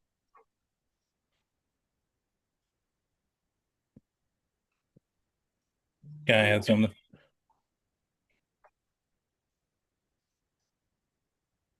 All right. We're in the discussion and consideration of purchasing a concrete chess picnic table and a set of concrete cornhole boards for Craywoods Park, utilizing funds from the Parks Fund. I would like to see us, get more input from those that would be affected. So, if somebody wants to make a motion. I make a motion that we approve the purchase of concrete game tables for Greenwich Park, utilizing funds from the Parks Fund. Second that. Second. Did you? Okay, we have a motion. All those in favor say aye. Aye. Aye. I'm opposed. Okay, so the second item that we bring to council is. Wait a minute. Oh, So moving on to 4C, discussion and consideration of creating a resolution authorizing staff to submit a grant application to Texas Park and Wildlife for poured-in-place rubber surfacing for the large playground of Verde Community Park and supporting the allocation of $35,000 as part of the required 50% local match. Okay, you're up. Okay, Mayor and Council, this is the second item that was brought up from the Parks and Rec Board. Chairman Craywoods and co-chair Dominic Bettis did meet with Texas Parks and Wildlife to go over the process in applying for the grant. The board selected to move forward with the poured-in-place rubber on the large playground set. We received quotes for that, so the quote to replace that would be $70,000. So as part of the grant, we would provide 50% of that. So what we're doing is seeking council's approval on the resolution authorizing staff to submit the Texas Parks and Wildlife grant application and committing up to $35,000 towards the required local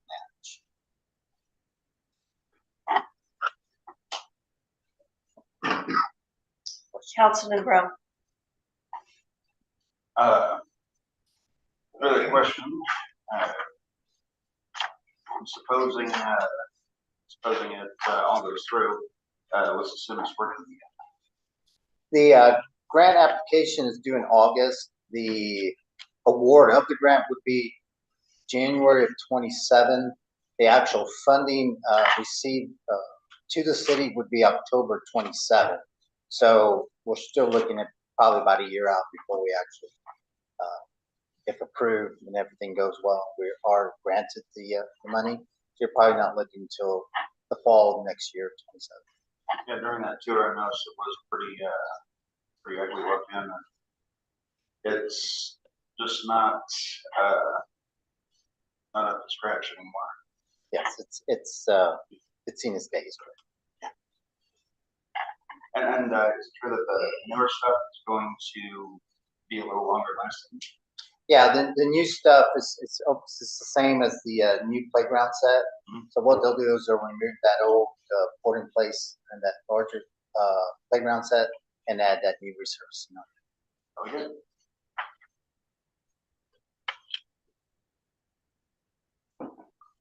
Councilman Alexander. Yeah, so that's good that you guys are looking for grants on that. I wasn't expecting the Parks and Wildlife to come through with a grant on that, so that's very good, for the city. And what do we need to do? I guess, are we gonna have to do some maintenance on it now to keep it safe for a year, or what's the plan with that in the short term? The short term, since I think it's been like that for the last maybe 2 years already. I mean, it's gradually getting worse and worse and worse. I would say another year's time frame is really not going to be that much of a difference because it's gradually getting worse. But not, I wouldn't say to the point where it's going to be dangerous for any kids to get on it. It's just, it's seen its life already. So it's just a matter of replacing. Yeah. So the poured-in-place rubber surface, I mean, that's a great product. Way to go. the, the issue with it is it does have to go on a maintenance cycle. So, you know, we probably won't be as lucky to get grants for it in the future, potentially, or we may not even get this grant. So, this is one of those things that, you know, I'd like to start seeing even on some type of a maintenance cycle, right? Coming up, because this could get costly. You know, both of them are going out at the same time too. So, and it could cause, you know, God forbid, any injuries on kids or, you know, so. Yes, we do have the new playground set on the maintenance schedule. I think it's probably October, November, when we'll have a maintenance part of it. The contractor who installed it will come out and evaluate it and add some additive to the top of that poured-in-place rubber.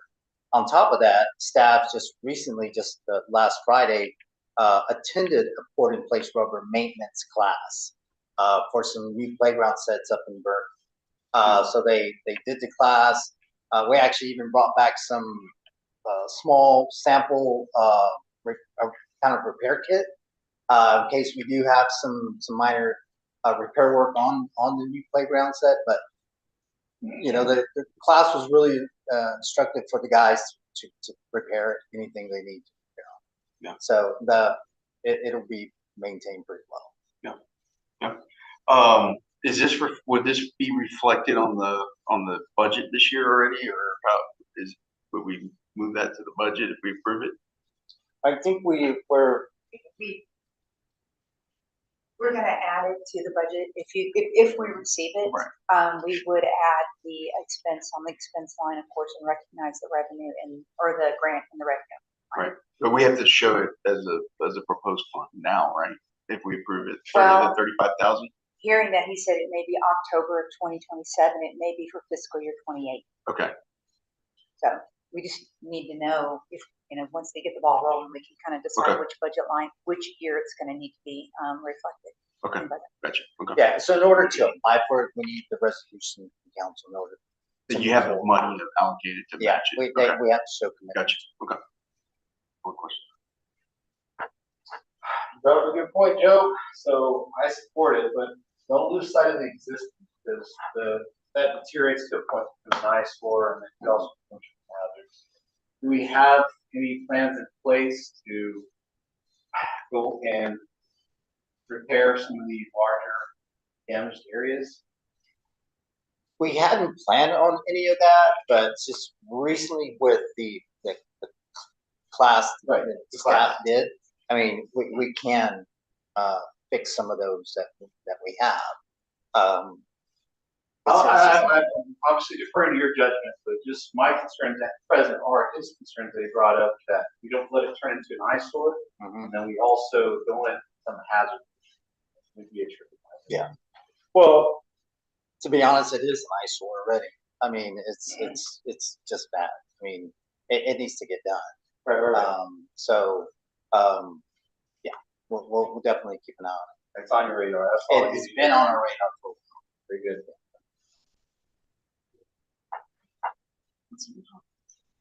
Those are my questions and my concerns. So it does sound like we want to try to address it as quickly as we can in the budget cycle. Certainly, I would approve if we can get a grant for half of those funds. We should by all means apply expediently. What's the likelihood that the total cost of this project is going to change between now and October of 27? If it does change, and I think I've allocated maybe 10% on top of the quote that we received. We had received a quote from it last year, and it only changed maybe like $2,000. I mean, that would be my concern if we're going to say, yes, $35,000 because that's half of 70, but it comes back when we actually get the funds and it's 90.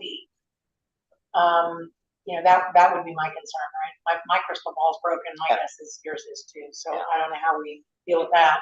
I guess the other concern I have is what monies should we be allocating now? You said that there are some things that we could be doing to repair what's there to sort of extend its life until we could get this grant money in place and do the wholesale replacement. have you thought, or can you bring forward some information about what that might? October 27th seems a long way away to address this, is I guess what I'm getting at. So, could you provide us with some information about what our options are in the meantime? Yeah, I could bring some options as far as the repair on it, just to keep it. I mean, obviously, we don't want to sink a lot of money into Yeah. something we're going to replace, but by the same token, we don't want it to become dangerous either. So, Yeah. Aaron, would that be covered under operating budgets? Would you have the finances available now to make those repairs out of your regular line items?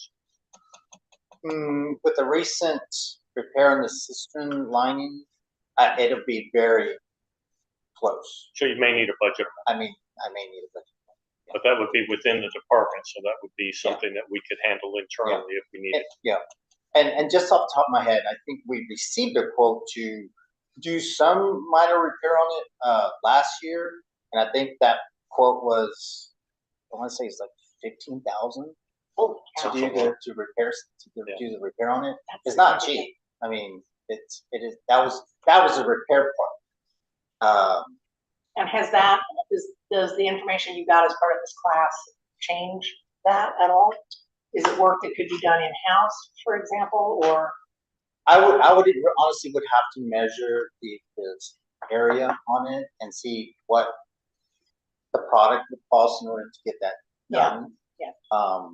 And I would need to check up on it. Those are my questions. Councilman Craig. Yeah, the large plate structure, it has a bunch of holes in it. It needs to be repaired. It's a hazard, and the grant is a good way to do that. So I'm all for it.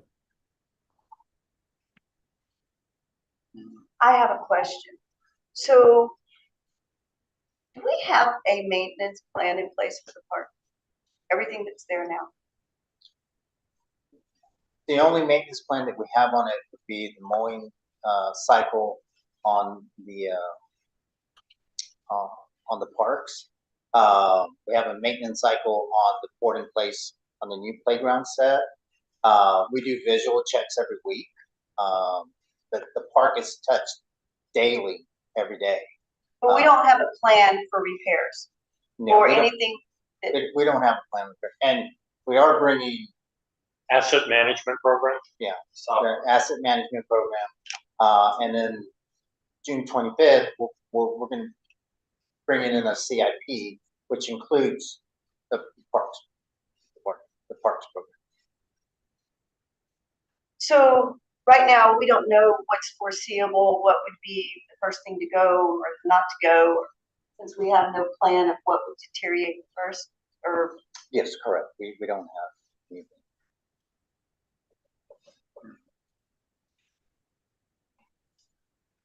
what happens if we don't get the grant?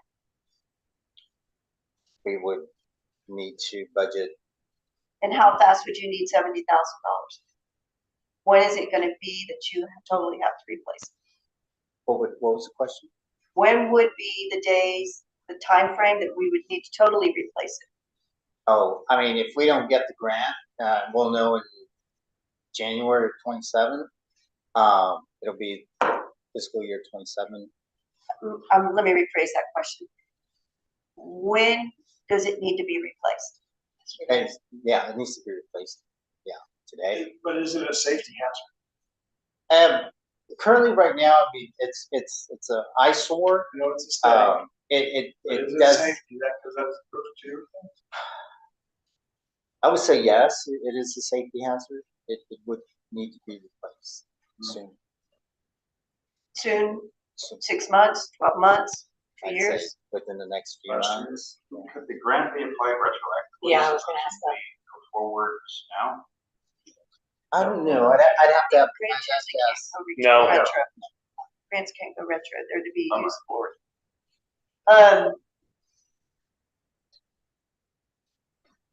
So this is the first thing that needs to be done at the park. Mhm. Number 1 at the top of the list.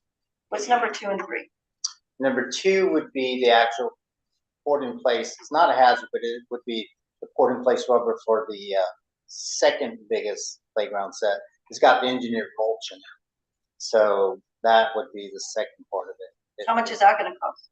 That one's about 70,000 as well. What's the the remaining? third? What's the third thing on the list? Sorry. The third thing on the list, in my opinion, would be the irrigation and electrical at the park. How much is that gonna cost? I have no idea what that would cost. Because we would have to redo the entire irrigation system, the electrical system, because it's just like a bowl of spaghetti. It's Very romance. yeah, it's just buried stuff everywhere. You dig a hole, Is it a safety and hazard? no, that's not a safety hazard. It may be to the crews who are working on it. Yeah, it would be, yeah, it would be something that, Let me ask a question. This discussion and consideration of creating this resolution. Can we approve to do the grant, to be able to apply for the grant, but not approve the $35,000 until that grant until we know we've gotten the grant? The state wants to see a commitment of money, so that $35,000 is our 50% share. And before we make application, I'm gonna sign a document that says we're committed to paying 50%. Correct. It's hard to do without a resolution. No. I guess that's not what I'm asking. What I'm asking is if we're not committing, if we don't get the grant, we're not committing this $35,000. Correct. That's what I'm asking. That's right.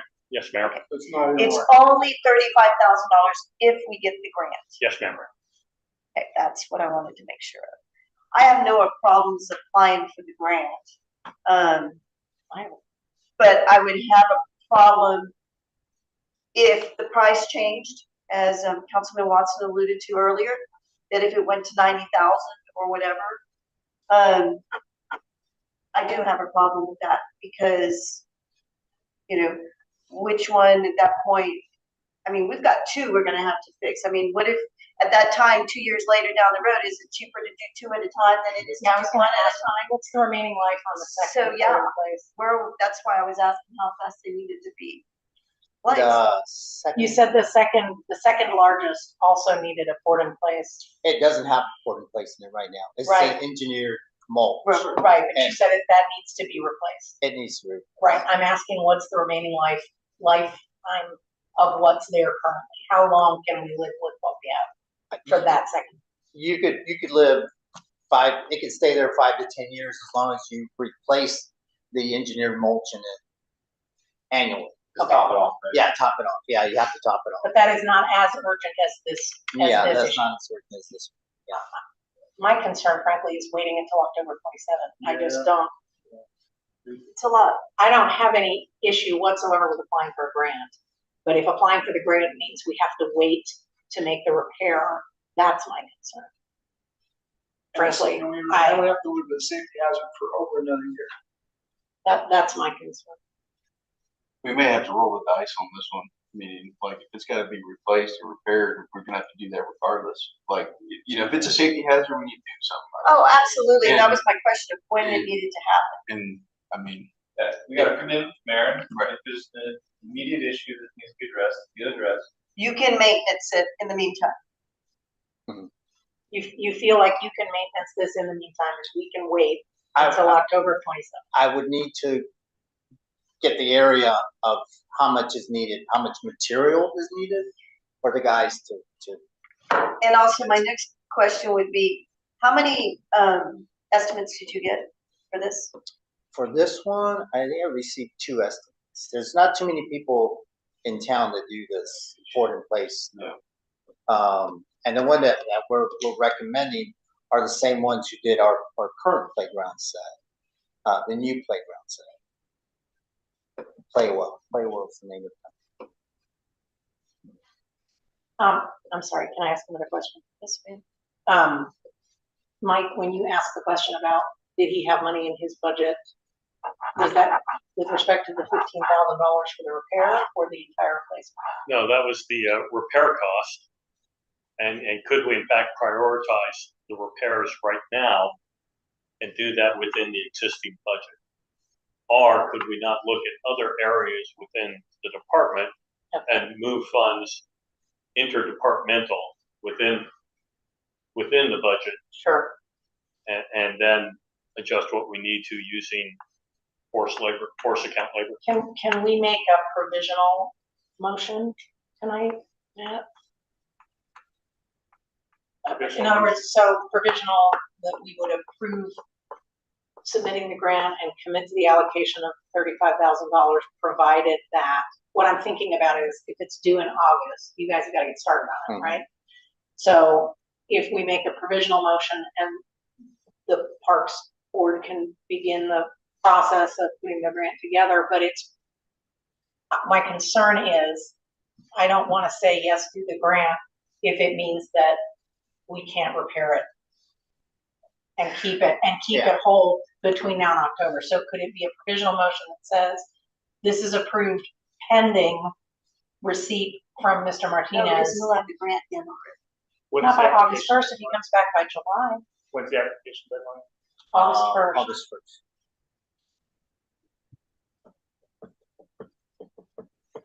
I mean, like I said, we have to repair it or. I think we replace it can do before. repairs before we have to replace it. Right. Okay.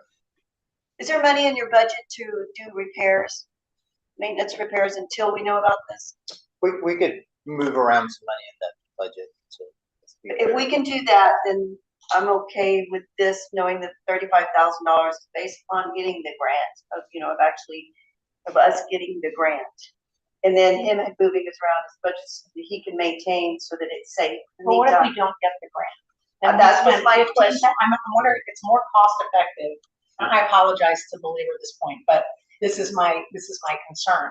If we're going to spend as much as $15,000 repairing something just to kind of keep it moving for less than 18 months, and then spend $70,000 to replace it, is it more cost effective to just bite the bullet and replace it? I mean, I appreciate the idea that we might be able to get a grant for a portion of it, but is it going to wind up costing us more money in the long run if we go that route? That's my concern. Well, that's what I was asking about a plan, because we don't actually have a plan for the park. Like, are we putting something else new in the park that's planned in the next 2 years or 3 years that you could budget for putting all this stuff together and get a better price at it? You know, that was my question. What was 1, 2, and 3? What is your plan for the next 2 years? What is your plan for the next 3 years? Where are we going? We got to do this because we have to keep it safe, right? But how is it going to be cost effective? I feel like we're just throwing money in a hole here, money in a hole over there. Well, these 2 holes would have cost us half. Do we write the grant so that it replaces the engineered mulch in the second largest? Do we write the grant for that because we know that that's okay? And do we spend the money now for the poured in place rubber for the thing that really needs to be replaced? Could we do that? We could do that. So maybe that's the way forward. Maybe what we say is our focus is write the grant for the second playground, because that's not an urgent issue right now. And let's focus on figuring out where we can pull some money out of the current budget to either maintain or replace what's there. And that's a conversation that we can have over the next couple of months as we're working on the budget. But it might be, and I haven't looked at the criteria that the state uses to score the grant. It might be that they score it higher if it is urgent or if it is a replacement of an existing, I don't know which would score higher. Who's writing the grant? Are you writing the grant? Let me ask another question. Have y'all held a public hearing for this specific grant application? Yeah, because it's $35,000. Yeah. I don't think it requires It does. I'm looking at the Texas Parks Wildlife Department's grant website. It says all grant applications must receive at least 1 public hearing prior to submission to compliance with TOMA. Yeah. No, it's got to be noticed as a hearing, right? Correct. It must be noticed. You have to provide notice of, you have to attach notice of the public hearing and any submission of public comments with that grant application. So you can do it at the same meeting, but you're going to have to do a public hearing anyway. That's what the requirements say on it. So do we table this? Is that the most logical step forward? It's due August 1st. Today's June 9th. You can do the We'd have public to hearing do it at on the next meeting, and you can have an action item coming out of that public hearing with the resolution at the same time. You just have to have a public hearing. Okay, but how long do they have to post the public hearing for before they can have it? What's the laws on that? Just says in compliance with TOMA. But how many 7 days? for that? 3 days, 3 business 3 days? And to the engineered mulch case, like to replace that with VIP, it's gonna cost way more money. There's not a foundation there. It's not ready to take the VIP, so it's gonna cost a lot. I wouldn't recommend that for Keep it that reason. mulched, It's gonna cost, understood. yeah, it's gonna cost some more money. And if it's that, children playground mulch, that's a lot cheaper to get than VIP. That's a dude in a wheelbarrow. Yeah, I have 400 bags at my house. I just finished spreading. So. You can replace the mold.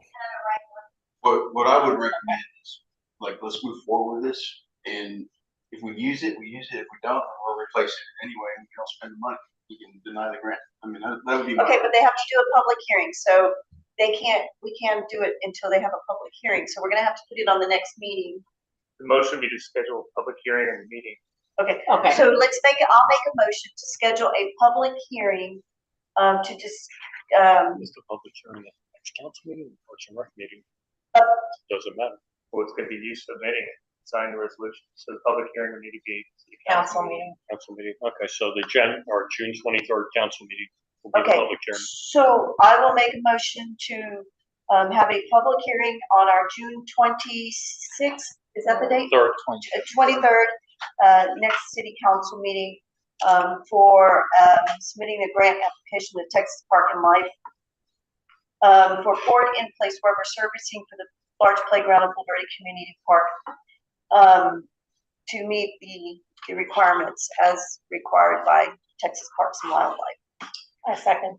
And I'll get a better idea on the repair costs. I second. All right, all in favor? Aye. Unanimous on that, okay. Okay, public comments not related, I didn't get a sheet, so I guess we do not have any. Oh, we do? You can keep it. We'll have Rhonda come up and talk to the Chamber of Commerce. Hi, Rhonda Zunker with the Bulverde Spring Branch Chamber of Commerce. Just wanted to kind of give you an update. Of course, we love the rain, but it could have come at a little bit more opportune time for Highway 46 construction to be completed. There are multiple trucks out there this while ago when I was coming this way, so hopefully they're doing some more paving tonight. We have about 40, I think it was about 42 businesses that have signed up to participate in the 46 is Open project.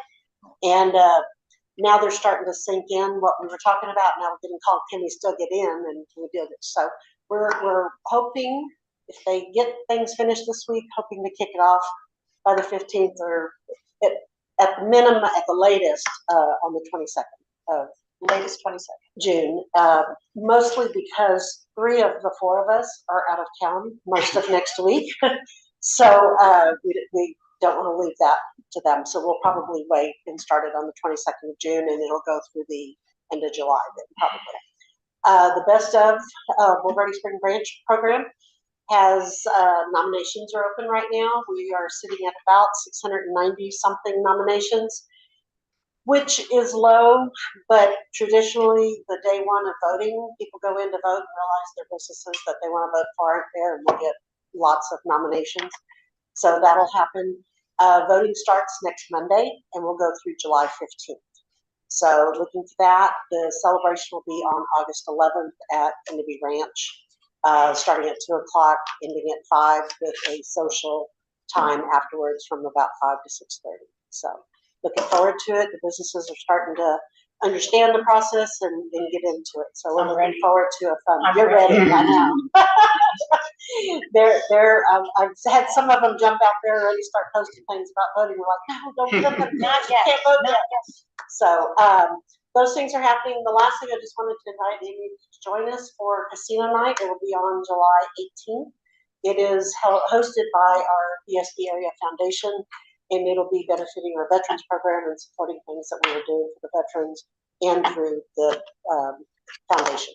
So it'll also be at Kennedy Ranch, and we will be celebrating the nation's 250th anniversary. So a big red, white, and blue thing with a lot of fun historical features. So come out and join us. FYI, I have lots of stuff, a lot of it, if you want, let me know. All right, reports by elected officials and city staff on the items of community interest. In accordance with section 551.0415 of the government code, topics discussed under this item are limited to expressions of thanks, congratulations or condolence, information regarding holiday schedules, and honorary or solitaries recognition of a public official, public employee, or other citizen. A reminder about an upcoming event organized or sponsored by the governing body, information regarding a social ceremony or community event, and announcements involving an imminent threat to public health and safety of people in the political subdivision that has arisen after the posting of this agenda. We do have a holiday schedule on June 19th. City Hall is closed on that day. Does anybody else have anything they would like to say on this end? Yes, I do. I want to welcome back Sandra again. Yeah. And thank Bailey Dorn for all she did filling in the interim. She did a fantastic job stepping up. So I want to thank them and Mike and staff for getting through that. So thank y'all. And on this end? I have several. We're glad you're back, Ms. Ham. We missed you.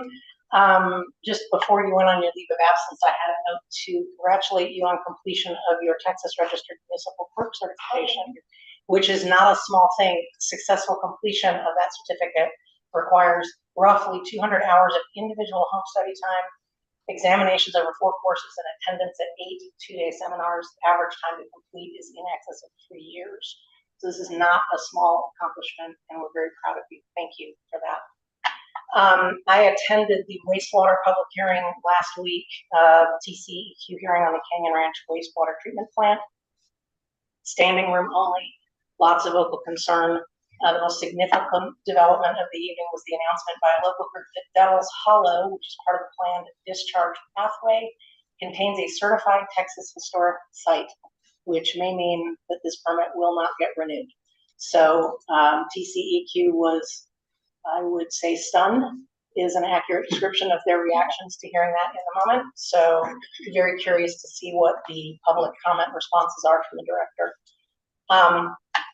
I also wanted to take a minute to remind council members, Wesley Miller, the editor of the Front Porch News, has created a new column for us called Council Corner, which is intended to provide council members the opportunity to write about things council is working on that may be of interest to the community. I've submitted the first column, which is about the budget process, Ashley. So that has been checked for accuracy by Dr. Castro. Thank you for taking the time to do that. If you have an idea for a column that you'd like to include, please reach out to Wesley directly. She has to be reminded. That's all I have. All right, and now at 8:38, pursuant to Texas Government Code Annex 551074, personnel matters, the City Council will meet in executive closed session to conduct interviews of applicants for vacancies on various boards, commissions, and committees for the City of Fort Verde, Planning and Zoning Commission, and Parks and Recreation Advisory Board pursuant to Texas Government Code 551.074, personnel matters, the City Council will meet in executive session to deliberate the appointment, reappointment, or removal of members of the Zoning Board of Adjustment, Planning and Zoning Commission, and Parks and Recreation Advisory Board. So we will do that now at 8:38.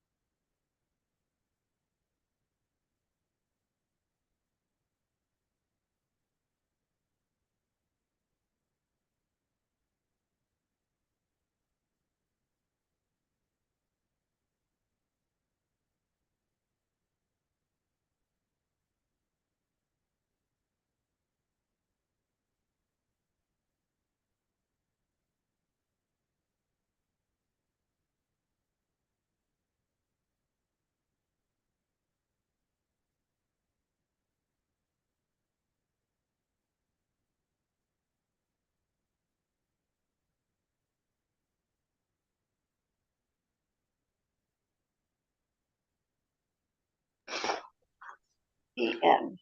Okay. Action items after executive closed session. Consider and take possible action on appointing and reappointing members to the zoning board of adjustment.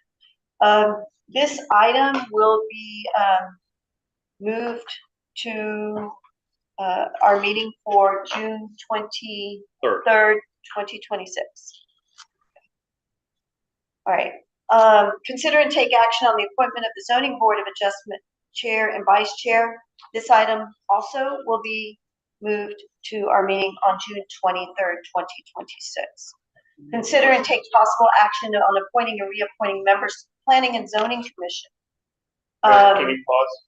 I'm sorry. I apologize for the interruption. Can you go back to previous one to make a motion? Somebody needs to make a motion to bring it up to the next. Okay. So we're not just tabling and moving it then. Just make a Okay. motion to. So I'm making a motion to consider and take possible action on appointing, reappointing members to the zoning board of adjustment on June 20, at our next meeting on June 23rd, 2026. A second. I got a second. All in favor? Aye. Aye. Okay. And then I'll make a motion to consider and take action on the appointment of the zoning board of adjustment chair and vice chair at our next meeting on June 23rd, 2026. Second. A second. All in favor? Aye. Okay. Now, consider and take possible action on appointing or reappointing members to the Planning and Zoning Commission. I'll make the motion as follows. To appoint to the Planning and Zoning Commission, Ashley Cartier, Mr. Brad McCollum, Mr. Gregory Porter, and as alternate, Mr. Augustine, or Thomas Augustine, as our alternate for that, for the Planning and Zoning Commission. Second. I have a second. All in favor? Aye. Aye. Okay. Consider and take possible action on appointing and reappointing members to the Parks and Recreation Advisory Board. Recommendation, motion is as follows. Place 1, Jessica Kroll, term expiration June 2028. Place 2, Jody Pettis, term expiration June 2028. Place 3 will remain vacant with a term expiring on June 2028. Place 4, Shannon Ewing, June 2027. Place 5, Laura Gottlieb, June 2027. Place 6, Dominic Pettis, June 2027. Place 7, Tiffany Ryder, June 2027. Second. I have a second. All in favor? Aye. Okay. Right. We are done for tonight, and we call this a meeting to adjourn. 9:21. Thank you, everybody. Bye, Jason. Good night, everybody. Good night, Jason. Good morning, Jason. I think it is. And that's dedication right there.